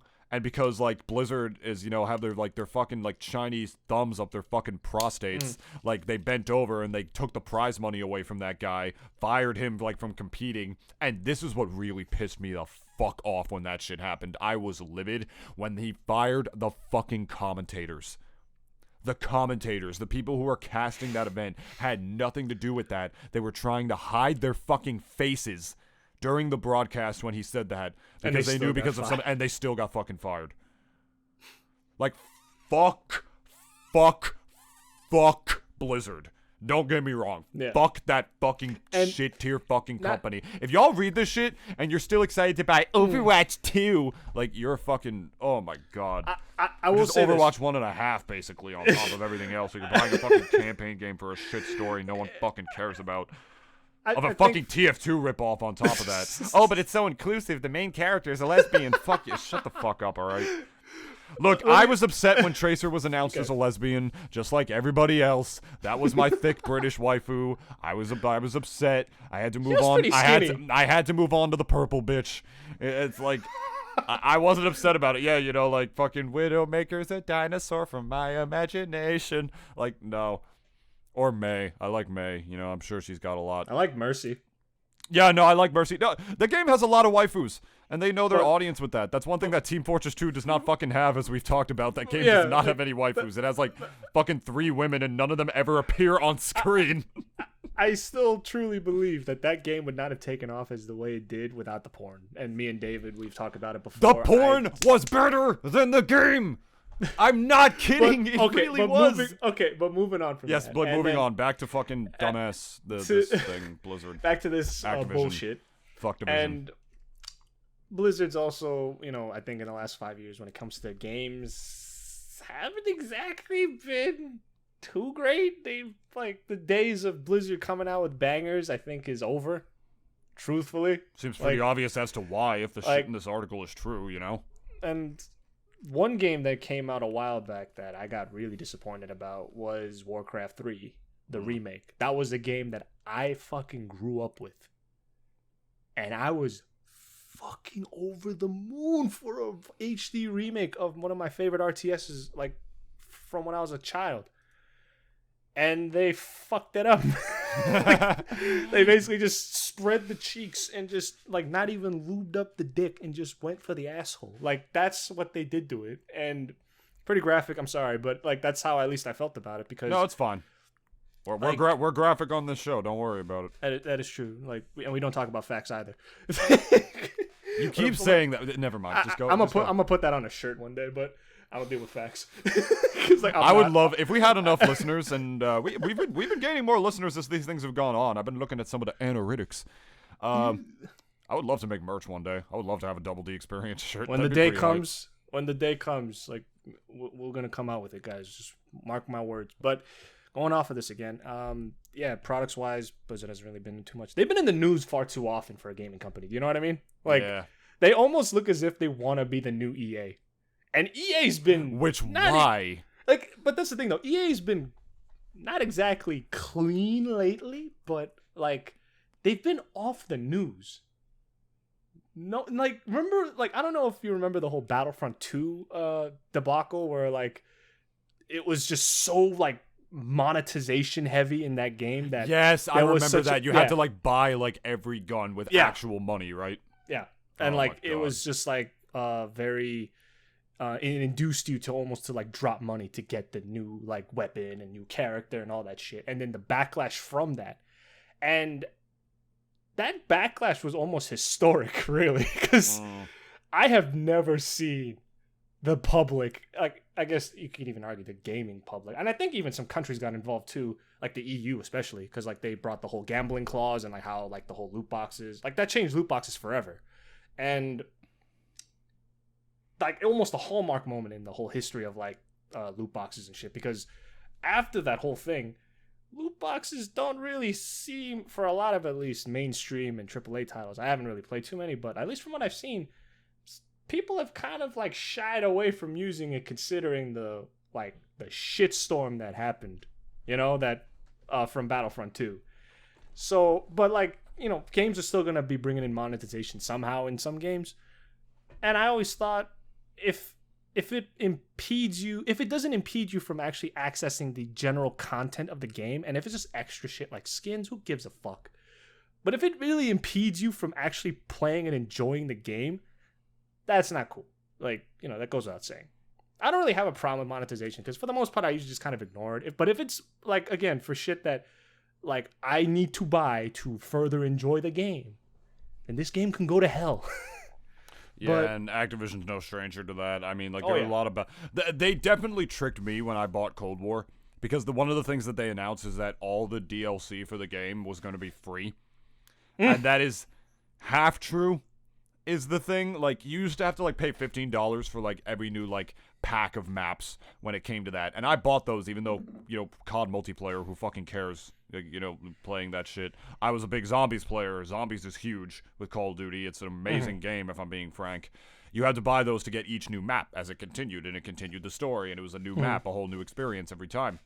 You don't have to do that with Cold War. But not only are they releasing them way less frequently than they used to, like, or at least on a different like type of schedule than they used to. Like, the new map just came out after like God knows how long since the last one. I think February since the last round-based map with like Outbreak, the new mode in between. And but like there are battle passes that they release. Like, if you want the new character, you have to like buy the battle pass every single time to get the new character. They release constant like new like shit ton of skins and stuff and whatnot, which has that gotcha attitude that you have to pay money for, or like keep playing the game to advance through the battle pass, which it doesn't matter. You need to buy the battle pass in the first place, which shit, they've released 4 of those already, and the course of the game isn't even done, and those were like $20 each rather than $15. What the fuck, really? Yeah, the battle pass is literally just a bunch of like unnecessary in-game content. It's like skins and whatnot. That's like 2 Chipotles. And music. It's like $20, like, yes, Jesus Christ. Yes, if you want to measure it like and that's that. With extra it is meat. Like 2 that's Chipotles. With extra meat. Yes. And it's not even for necessary content. Like, the thing is, you can resist, and you could just like play the maps when they come out. But you won't be able to get like all the new characters, I guess, or the new skins or whatnot. I mean, there's weapons? Stuff. There There there are new weapons that they add. New weapons within those packs? Within the packs, new weapons that they add. But here's the thing, like, they add new weapons, and you can also unlock them. You can unlock the weapons just by playing the game, like with like little challenges you can do. Most of the stuff you get from the battle pass is completely unnecessary shit. Not to defend them or anything, but it's like cosmetic shit. And exactly, unnecessary stuff, but like a lot of people want those. Sometimes you want the new skin and you want to advance through, and it gives you that extra motivation to play the same fucking maps over and over again. It's like it's another thing where it's like not necessarily the full experience, but it's like their way of like making like sort of unnecessary DLC, but having it cost a lot more. So they can be like, oh well, you don't have to buy it. You'll still get the full experience. We're delivering the full experience for free, which is not something they've done before. But now there's all this new, like, gotcha Fortnite shit in there, like, with skins and whatnot, with, like, kids stealing their mom's credit cards probably all the time, probably, to, like, buy that shit.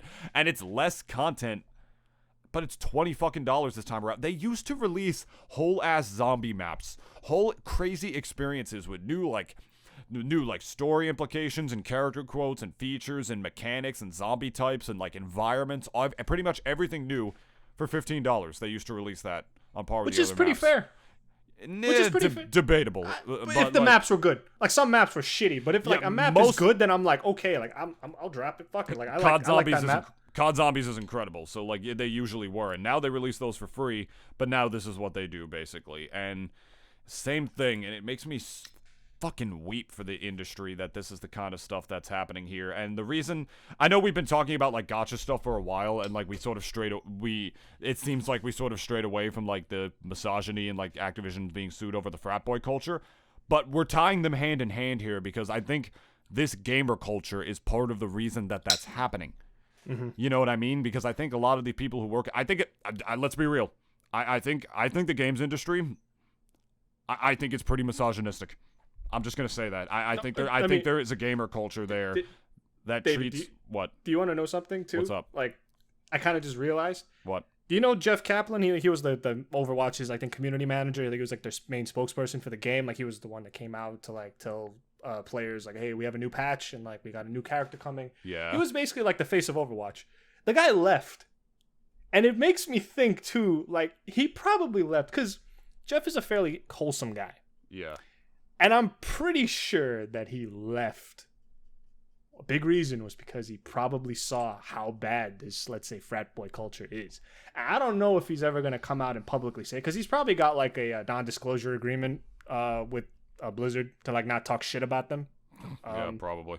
But I'm pretty sure, like, if let's say, if he's still alive by the time, like, let's say that contract expires or whatever, that I think he'll probably prove me right and say like, oh yeah, I saw all that shit firsthand and I just had to go. You're like the CIA, dude. Like you're thinking big picture here. Because I mean, this guy was like, Overwatch was easily Blizzard's game. That was like the game for them. Fuck WoW and everything else. Like this was their game that everyone was playing. Everyone got a Battle.net account on console or otherwise because of this game. Yeah. And it was like, again, their headliner for a while. This was the game that everyone was fucking playing for like at least a couple of years, and everyone's still excited for Overwatch 2. And now I'm like kind of thinking, like, I know for a lot of people, this whole lawsuit is really not going to be like a big fucking deal for them, and they're still going to buy Overwatch 2. And if that is your MO, then fuck it, whatever. But I think for the people who do care, it's like, you know, and them saying like, oh, I'm not going to buy any other Blizzard games, like, and the thing is too, the hatred towards Activision Blizzard, I'm speaking them specifically, Activision Blizzard, that hatred's been festering for years now. It's just been bubbling every year, just getting stronger and stronger. That's why I'm not surprised that this is real. Yeah, and now, like, I don't know if this was exactly the thing that's gonna basically have the thing overflow, but it's definitely getting there. And it definitely helped it just like bubbling it further and further up because this is just another thing on the long list of bullshit that Blizzard's done. And this is not even like towards the players too, because they fucked the players. Like they fucked their customer base. But this is also them fucking over their employees. And I'm not saying that it's like, oh, it's one thing if you fuck your customers but treat your employees right.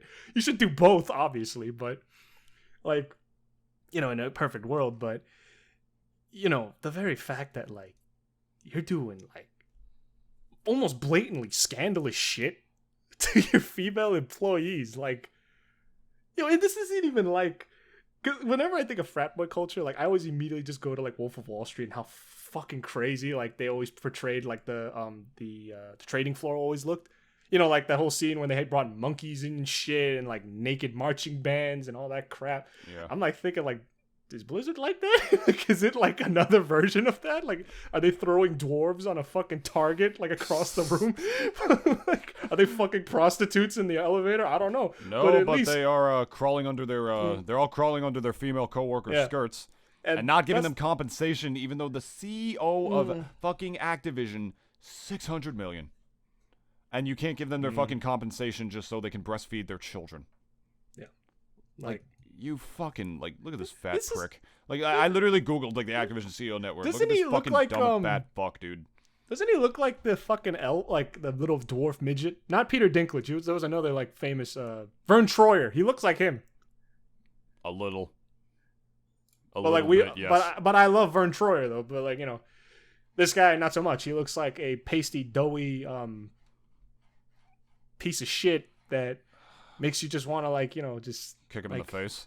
Kick him in the face, the balls, the shin, spin him around, and then kick him in the ass. I feel like I'm in like the fucking like Don's like fucking like manor right now in like Final Fantasy VII, be like this ugly fuck who probably like to touch every woman that comes into his fucking room, and everybody else just like goes on with it because they're like the Don provides.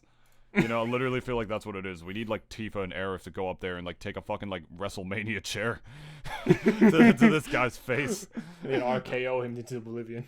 Yeah, man. Like it's just so fucked. And like I know we talked about, like I said, I know we talked about like the fucking whatchamacallit, just the game marketplace like going to like microtransactions and shit a lot. And even fucking Nintendo is doing that now. Yeah. Like, even Nintendo is doing that. But companies like Activision have been doing it forever. And part of me thinks that this might be why. Like, I feel like so many people, like, starting to see this industry as, like, maybe, like, a get-rich-quick kind of thing anymore, and that environment definitely fosters a whole aura of rich, white, cis maleness, a lot of callousness. if you would. A lot of cis, white, male callousness in there whose daddies own the company and shit. That creates that sort of misogynistic environment of guys who probably never had to work for shit in their life.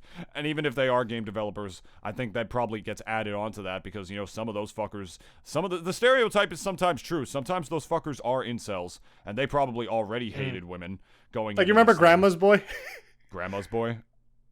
That's a movie, isn't it? Yeah, it was, I think, was it I don't think Mel Gibson. Let me see, Grandma's Boy. Oh, I remember seeing this with my cousin, and he showed it to me, and I fucking laughed my ass off. Grandma's It was Boy.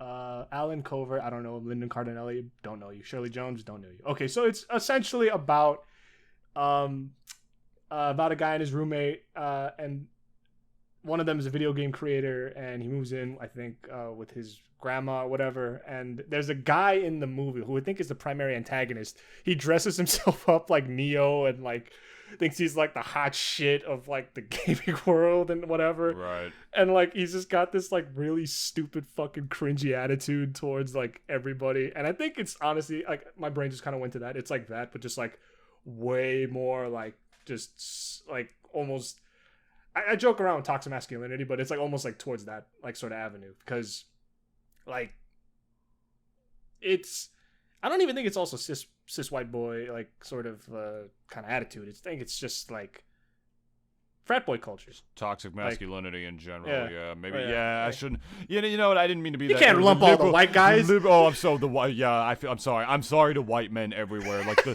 truly the true victims of society. No, but I'm saying though, this is a very much an umbrella sort of issue. I'm sure. Like, I'm sure. It's just fucking. Ugh. I hope they get their recompense. The women. Yeah. Because I don't really ever go off about that, but like, and I'm not gonna say like I don't take women's issues too seriously, but of course I do. But in this case, it's just like, dude, a woman killed herself from the harassment. No, exactly though. That's what I mean though. It's like someone died because of all this bullshit. That's when I also honestly just like kind of just draw the line in the sand and just like, this is the scummiest fucking thing I've ever read in a long time. And not to mention, this is also going about workplace culture. Like, I remember when Blizzard was all about sunshines and lights, and now it's become corrupted from the inside out. And not even just from that, from the money side of it too. You know, they got that China money on deck, and like I said, when that guy said something like "Free Hong Kong," and they tried to take away his prize money until there was so much fucking outcry, even from outside the gaming world, that they gave him his money back, and I think gave those commentators their job back only because of the backlash. I want to see that same backlash. I want to see it. I want to see this shit blow up for these women who have been working over at Activision. I want to see that same. I want to see that same anger. Show me if it's just manufactured or if it's like something else like that you guys actually have like a true passion about, or just something that makes you feel upset. Because, I mean, I'm not going to stop playing Cold War. I bought the game already. Yeah. Exactly. I'm not going to buy the next fucking Call of Duty. Probably wasn't going to buy that shit anyway. I only buy the ones with zombies in them anyway. I appreciate your honesty on that too, David. Yeah. Because, like, I know a lot of people, like, online, and they got that anonymity, so it's like, I don't believe you right off the bat because of that. If you say, "Oh yeah, I'm not gonna play fucking Blizzard games," it's like, shut the fuck up. You're gonna play Overwatch like right after you read this. Yeah, it's pretty. It can be kind of performative on that front. Yeah, it's like sometimes if you like if it's not like your favorite game, you could be like, okay, I actually can live without this, and I probably shouldn't support them. Then, but that's easy. But that's easy. Exactly. Like it's just. Fuck, man, I'm thinking about how uncomfortable those women had to come in. Like, imagine having to come into work every fucking day and dealing with that kind of stuff and feeling like you're in an environment where you're only there because of your body or just because of the fact that, like, your genitals are different. That means you're entitled to, like, less treatment or anything like that. It's, like, it's so hard for a lot of guys to relate to that kind of stuff, especially, and I say this, like a good old neoliberal, like a white guy, because they're never usually subjected to that kind of stuff, because not only are they typically not the minority in these, especially in the gamer culture kind of space, they also don't have that systemic oppression that goes up against them most of the time. It's like, the reason I say that is because, like, you can, like, sympathize with them as much as you want, as you should, frankly, but you're never going to truly understand how they actually feel, and neither will I. It's the same thing for, like, I don't know, I guess, like, trans issues. I'm never going to know what it's like to be a trans person, but I imagine, like, going through that transition, it probably fucking sucks. It's probably confusing as shit, like the hormones that you get injected with for, like, hormone therapy. That does do like shit. That does do shit to a person's brain. And the continual, like, just swirling of mental, like, problems, like, in there. Like, Not to mention the transphobia on top of all that. So you can sympathize as much as you can, but I don't believe that in any case, that you can never truly understand what something is like until you go through that thing. And I think that's why stuff like this is so prevalent nowadays, because it's not really, I guess it's still not really possible for guys to know how to do that. Maybe if they meditate enough and, like, sort of, like, plant themselves in the brains of, like, women, literally, that they could experience that kind of misogyny and be like, oh, wow, this does suck. Maybe, like, I shouldn't fucking grab, like, my coworker's ass at work, or crawl under her desk chair, or pass around naked photos of her to the point where she's so humiliated that she feels like the only way out is to off herself. It's just... If you buy Overwatch 2 of all games after this, like, I understand if there's a game you really want, I'd still be like, I don't want to support Activision, but fine.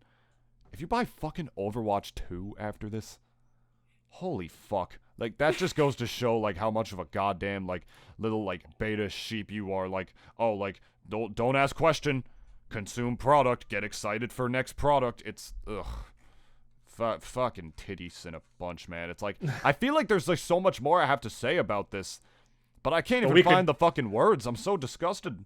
I also feel on the flip side, we could easily go into another 2 hours about this whole thing. I don't know about that. Maybe another hour at least. Maybe another hour. I don't know. Yeah. It's like, I mean, we did say we're gonna touch a little briefly on this. This is like, I think we kind of talked about this for like a good 40 minutes. So, I mean, like... About a half hour, 35, like 40 minutes, something like that. All I'm saying is that, like, I don't know, you spawned from a woman. You don't have to be, like, super feminist, man, and, like, go to every rally and, like... Just don't be an asshole, go the fucking too. misandrist route and start burning bras and shit, and then, like, start being as much of a simp to your female friend as possible about this kind of stuff, and pretend maybe she'll touch it, and pretend you're not secretly trying to fuck her or be, like, more than friends or anything. But I'm just saying, you spawn from a woman, just common fucking courtesy and decent respect, man. Like, they do... if you stop treating women like they're anything else besides a human, because they're just a human being, you'll find that things are not only going to get better for them, but also for you. You know, like, when you start treating them like people and you start treating them with that decent respect, you'll find that's going to come right back to you on that front. And those jokes or whatever, not even just the jokes, but just, like, this crazy stuff isn't even worth it. Like, fuck, man, this is just disgusting, and I hope these guys get their fucking comeuppance, and I hope these women get their retaliation and their what's the word I'm looking for, and their compensation, or what's due at the very least. That's very much what I hope for. I also hope for the same, because like I kind of hate present day work culture. Like, I'm gonna just touch briefly on this. Like, I honestly hate present day work culture, like, so much, because I never hear. Like, I mean, everyone always knew, like, the grind was the grind. I mean, I get that, but it's like there's so much, like the very fact fucking Chipotle was on the news because their company treats their fucking employees like shit. That was on the news. Yeah. For multiple days. Practically a week or so, if anything. And, like, you know, when it gets so bad to the point that your employees are, like, just basically, like, publicly, like, criticizing the company. Not to mention even, like, quitting en masse, too. And then not even mentioning after Chipotle, there's also, like, plenty of other companies that treat their employees like shit, like Amazon and here. And now we even got fucking video game companies treating their female employees like shit. Like, my God, it's like, if anything, why can't you just treat everyone like shit? Like, why can't you be a little more equal about it? Why you gotta only just focus on the women? Joking about that, obviously. But it's like, just a projection thing, really, if you were serious about that. Like, they don't like me? Well, I'm gonna... But... I'm not gonna like them either. I'm just gonna conclude it like this. I don't like where workplace culture is heading to. And it's no wonder that these companies, literally anyone, any company, can't retain their employees. Because the main modus operandi now for a lot of, like, young employees, let's say around my age, is that, okay, I want to stick around for a year and then move to another place that's going to pay me more. No fucking employee nowadays, at least from what I've seen, sticks around at a company for longer than maybe a couple or so years until they go to another job. Like, that's the fucking trend now. And I almost feel as if that's why a lot of companies, like, they're so callous about it, because it's like, well, you're going to be callous or we're going to be callous. But it's like, you guys started this. The companies, you started this. You guys are the ones, like, you have all the power. Like, let's say if, like, whoever controls, I don't know, workers' wages and shit, CEOs, all of them, they're the ones that basically dictate, like, how much these people are going to make. You dictate low, we're not going to want to stick around. Workplace loyalty doesn't exist in the United States. I have never, like, at least for a lot of, like, bigger companies, like Amazon, whoever, like, I know for a fact a lot of them, they stick around because, like, you know, I got nowhere else to go. And if you're trapped in that way, and if, like, let's say, like, maybe you don't really, doesn't really affect you too much, all right, more power to you. But if it's like you feel the pressure and you feel like, you know, it's getting to you, part of me is kind of saying, like, maybe stick it out. But at the same time, though, if it's getting to a point where it's so overwhelming, then get the fuck out of there. Because, you know, the last thing I want is the United States to also be like East Asian work culture, where it's like people literally drop dead for their jobs, literally drop dead because it's expected of them. That's the last thing I want also here. Yeah. Because I don't want to hear someone literally jump off a fucking building because, let's say, he fucked up at work. Like, yeah, I do not want to, like, and it already kind of happened. Like, she didn't fuck up, but the girl who basically killed herself, like, that should not be in the news. No one should be fucking killing themselves over a fucking job. Yeah. And it wasn't over the job specifically, but, like, it was work related. Yeah. Workplace related, co-workers related. So, like, give me a fucking break. So fucking humiliating too, man. It says female employees working for the WoW team noted that male employees and supervisors would hit on them, make derogatory comments about rape, and otherwise engaging in demeaning behavior. Like, the way I picture it is this. It's like, imagine, like, you're getting a job for, like, your passion. Like, you're finally, like, breaking, like, through a game to, like, developer. Like, you're a game developer. I love video games. I always have. I know, like, it doesn't seem this way to you, but guess what? Women do like video games. Yeah, believe it or not, they actually do. No, they don't. I don't believe that. No, just because Nintendo was, like, forced to market to boys because they had to market their stuff in the toy aisle rather than electronics back in the 80s, just because they had to choose boys because they had to pick, that doesn't mean that women don't like video games. So imagine, like, a woman, like, wants to be a game developer. She's going up there. She's living her dream finally, and then she can't, like, do this kind of stuff without getting grabbed. Picture it this way. Imagine, for whatever reason, a lot of, like, the higher-ups in, like, that area space are women, right? And you're coming up there as, like, one of their new young game developers, and there's this ugly woman there, like, one of the supers, who not only won't, like, stop just, like, making these comments about you, but, like, won't stop grabbing you. And you're like, God, why is this ugly woman grabbing me? Guess what? To her, you are the ugly woman. You are the fucking ugly woman. You know what I mean? It's like a lot of these guys don't experience, like, what it's like, you know, on the other end of that stick, because men typically like to be touched for the most part. You know, men are just way, like their goal is sex. It's just in our blood, you know what I mean? So unless a woman they genuinely are disgusted by or they're not attracted to, like, touches them, I feel like a lot of them don't know what it's like to be sexually harassed on that par, unless they're sexually harassed by a man as well, because I'm not going to get into that. You know, anybody can sexually harass anybody, but it is more common that men sexually harass women. Yeah. It can be the other way around. Women can rape. They can sexually harass. I don't want to hear that they fucking can't. But, like, fuck, man, it's just... But, like, in terms of this specific issue, like, this is egregious. Yeah. Like, fucking A. Like, the very fact that you caused some girl to kill herself. Like, fucking poor girl. For real. Like, that's not even just like, oh, like, this is rude and I don't want to work in this space. Like, this woman did not want to be on this fucking plane of existence because of you. Like, that's just... no one, man or woman, or non-binary... Or gender fluid, or whatever the fuck or you gender are. fluid. If you're one of them alphabet people. Jesus. Which, by the way, they should have called that water. They should have called that water bottle that had the pronouns on it. They shouldn't have called it the pronoun water bottle. They should have called it the gender fluid. I'm just saying. I didn't make that joke, but, like, I just felt like I had to share it here. Point is, no one should ever feel like the only way out is death. Nobody should feel like man they or shouldn't woman have to live anymore. Yeah. And if you can't sympathize with that just because you don't understand what it's like to have like this kind of harassment, or you don't know what it's like to be a woman, which obviously as men, we don't, then that's not even just a misogynist problem at that point. Now you just need lessons in fucking empathy. And humanity. Like basic fucking humanity. Like, this is someone's life who she voluntarily took because she honestly felt she was trapped. And I tolerate a lot of shit, but pushing someone to fucking suicide. I don't know if you remember, and I don't want to like draw conclusions, but there was a famous like fucking suicide a while back in Jersey.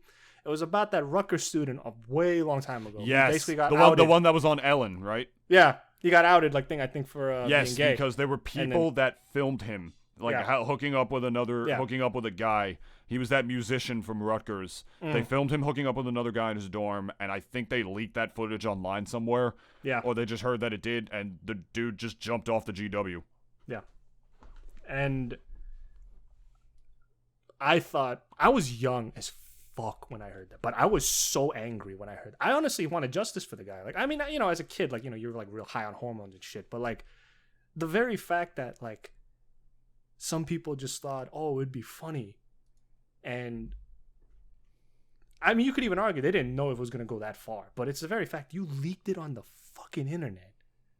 Like, you leaked it on fucking MySpace, and that caused him to literally kill himself. I can't believe I remember that story, though. It was so long ago, but like, and now going back to this lady, probably a girl, if anything. Like, she like literally just felt trapped, and it just makes me like so fucking sad to even just imagine that. Like, yeah.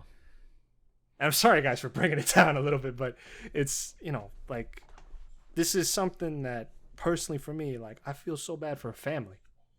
You know what I mean? Because she probably, I'm pretty sure, I don't want to speak in absolutes here, but like, I'm almost bet like when she got that job, probably told her friends and family, like, I'm working at Blizzard, and it's like, oh my fucking God, it's great. That's just heartbreaking.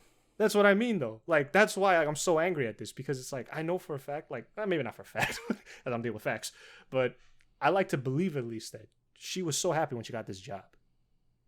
And then it just basically just went to shit over the years, basically. And then this whole thing happened where her like that is some pussy shit. Like, leaking nudes, It's like, yeah. Like, as a dude, especially, like, from a dude to another dude, it's like, doing that is some real... you could censor this out if you want. Yeah, go ahead, dude. Like, shit. It's some real shit doing that. It's like... among all the... Like, I mean, I don't know what the relationship was. I don't care. But it's like, among, like, anything you could have done. It's like, you do that? Really? Yeah, I don't. It's like you fucking. It's just actual pussy shit. Like, if that happened to you, like, you would be humiliated as well. It's just entitled fucking dudes. Like, this frat boy culture felt like they could just do whatever they want, and that this job was like a free ride. Probably never fucking mentally graduated high school. Or third grade. Or third grade, really. And it's like I'm also just trying to understand. I'm trying to understand, like, why you would do that. Like, why do you want to make a woman feel uncomfortable in that kind of way? Like, I just don't understand it. Like, I genuinely don't understand it. Is it because you gave up on love and, like, you hate women now because of it? You're an incel? Is that it? Or is it because, like, you feel like you just want to be able to grope them? It's like a power thing for you? Go get a prostitute then. Is it like a tiny dick thing? I don't fucking understand, because, like... these guys all think they were the Wolf of Wall Street. Probably, exactly. That's what I'm saying. Like, they probably thought, like, that's... Yeah. Like, they probably just think, like, we're all be living large. They definitely all voted for Trump. But the thing was, though, and compared to the frat boy culture in Blizzard, and I'm gonna wrap this up for a little bit. Yeah, we're gonna wrap it up. But like, at least Wolf of Wall Street, even the women participated too. Like, if you see in that movie, everyone did crazy shit, and I don't know how fucking at least in the movie, it looked as if like everyone participated, man and woman. Like, everyone kind of had the stockbroker like attitude, cursing out across the room. Even the women, they were all doing it. But like, that's obviously a different beast, But like, this is like actual people, real life people getting harassed by their fellow coworkers. And I'm not saying that like, like workplace culture has to be this fucking sunshine utopia, whatever. Because like when I come into work, it's just like, I don't want to like I'm here to work from 8 to 5 and then get the fuck out of here.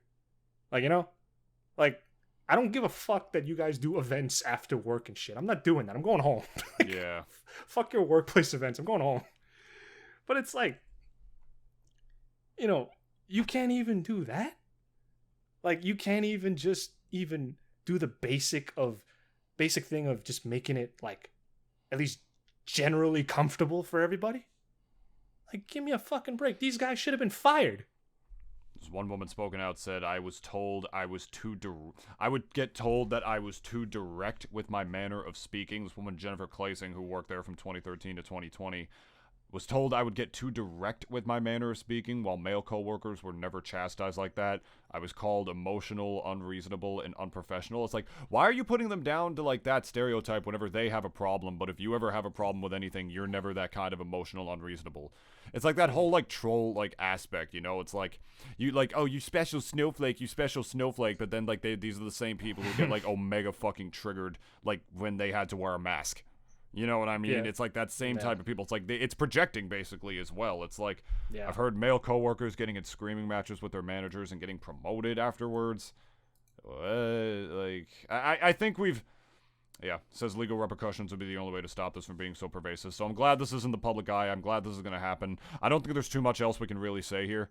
I think we've beaten this horse for a while, so we're going to conclude here on this very sad note. Yeah. But I'm going to conclude by saying this.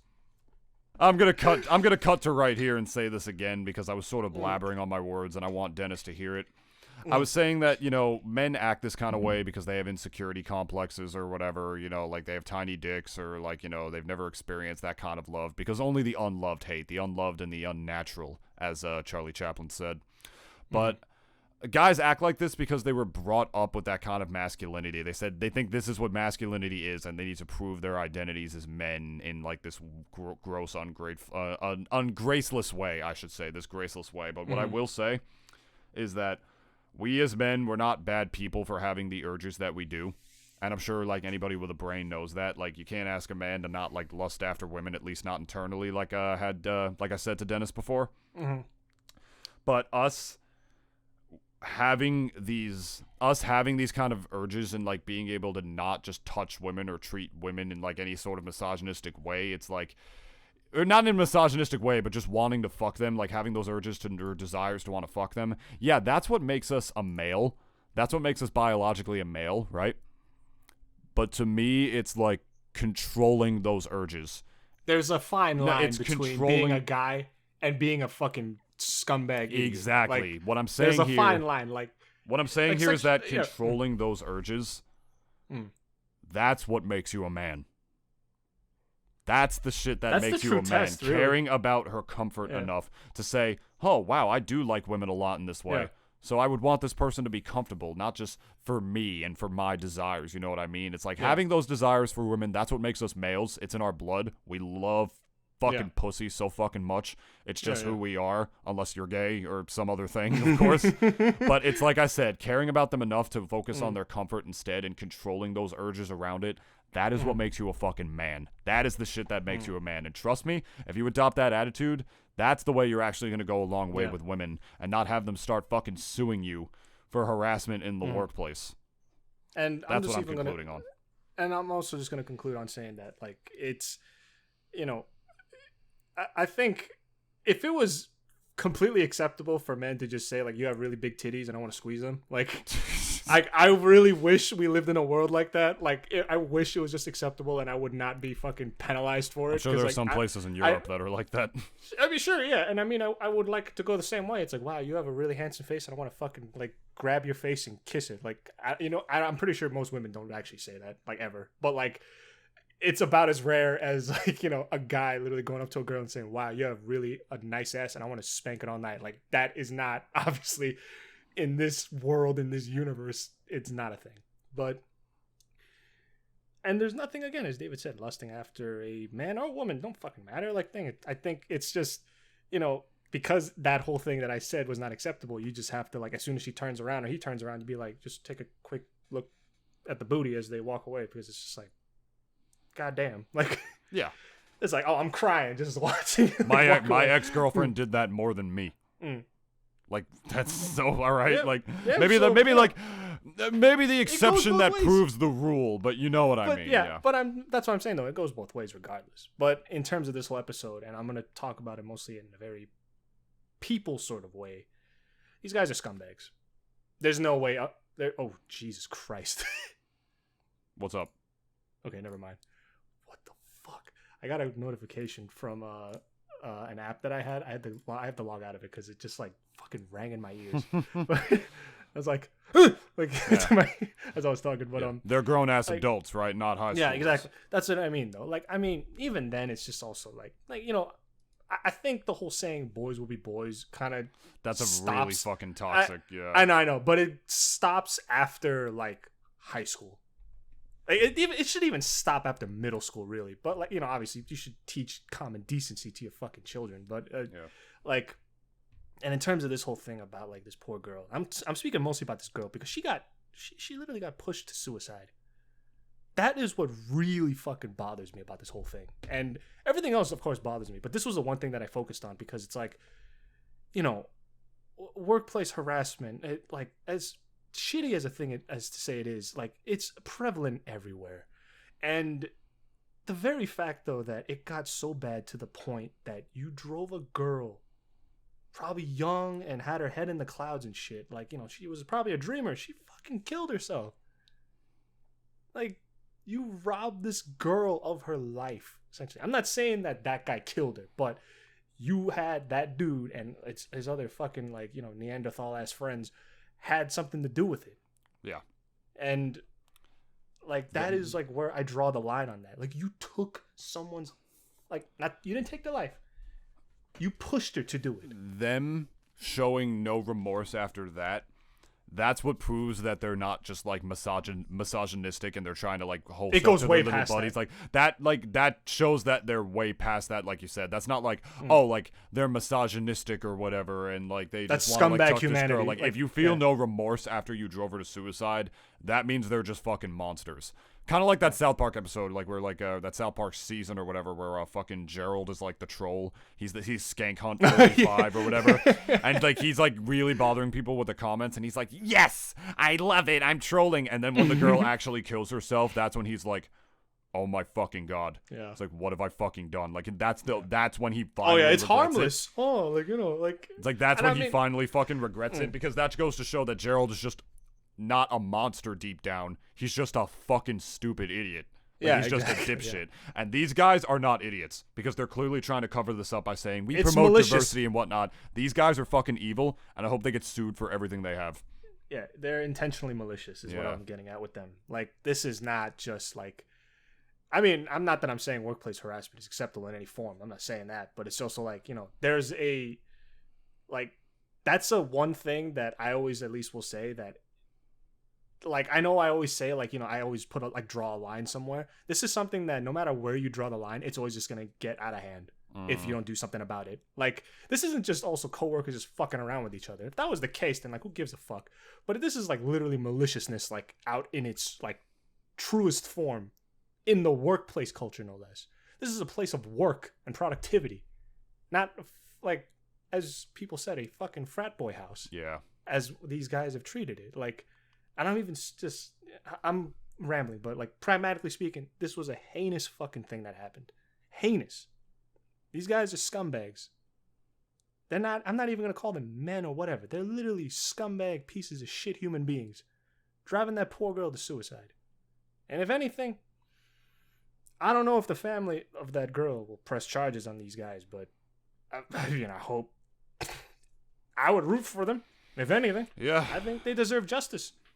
I really hope it gets somewhere and not just one of those company lawsuits that gets settled or thrown away, but we'll have to wait and see. Point is, you can help by not supporting Activision.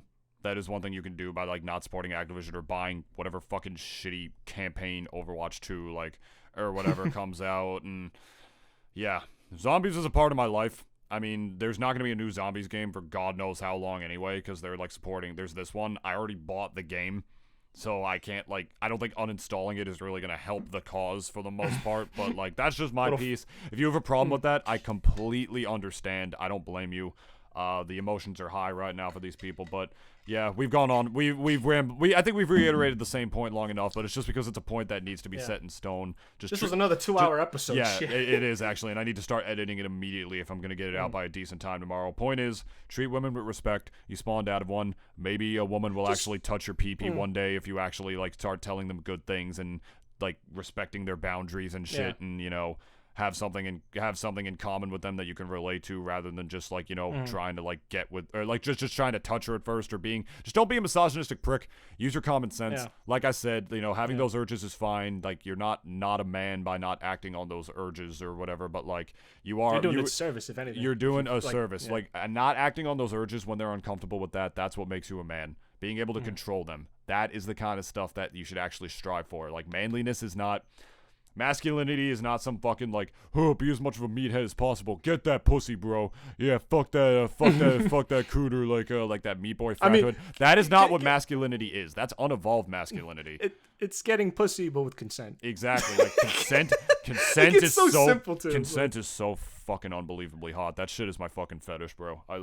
Literally, like, give me consent porn. That's my favorite fucking shit. And I'm just gonna say, like, you know, just...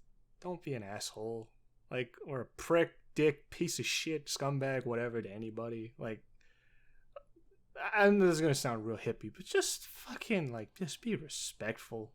You know, it's not hard, man. Just like, treat people how you want to be treated. Like, men, women, gender fluid, alphabet people, whatever the fuck you are. Like, just be respectful. Period. You know. Yeah. It doesn't take that much. If the guy then is a prick, then fucking curse him out, whatever. But, like, you know, like, just. Generally speaking, just be respectful. Like, you'll find that you'll be a lot happier when you stop treating women like they're not human. Yeah. Like, I don't want a utopia, but, like, I would at least love it if, like, you know, if someone was asking to be called an asshole, then yeah, the guy deserves to be called an asshole. And same goes both ways. Like, you know, for men, women, whatever. Like, that's at least my piece on it. And again, like, my hearts go out to the girl's family. That shit, my God. Yeah. Like, well. We're done here. You can go ahead and follow us at Double D Pod on Twitter, as well as the Double D Experience 21 on Instagram. And be sure to subscribe to the podcast on Spotify and give us a good review on Apple Podcasts, and follow us wherever else you listen to the platforms, such as Pocket Cast or Radio Public, whatever it was. All that's, or Radio Breaker, another one. All that stuff. Be sure to follow us or subscribe to us on there wherever you listen, and subscribe to us at youtube.com/Nintoonist. the fuck is this, a Japanese hentai? Like, where the fucking bits are censored? The fuck? It's like, I know it's a cooter. I know there's a dick. You could pixelate it as much as you fucking want. It could be like 1 by 1. I know what that is. Like, God. It's a pussy. It's a pussy. It's a pussy and a dick. Yeah, but like the pussy said with an H after the U. It's like pussy. All right. We're done here. Treat women with respect. If you don't, you have a small dick. We love you all. Yeah. Dennis. Good night, guys. Good night. Bane says respect women. Smegma. Lights off.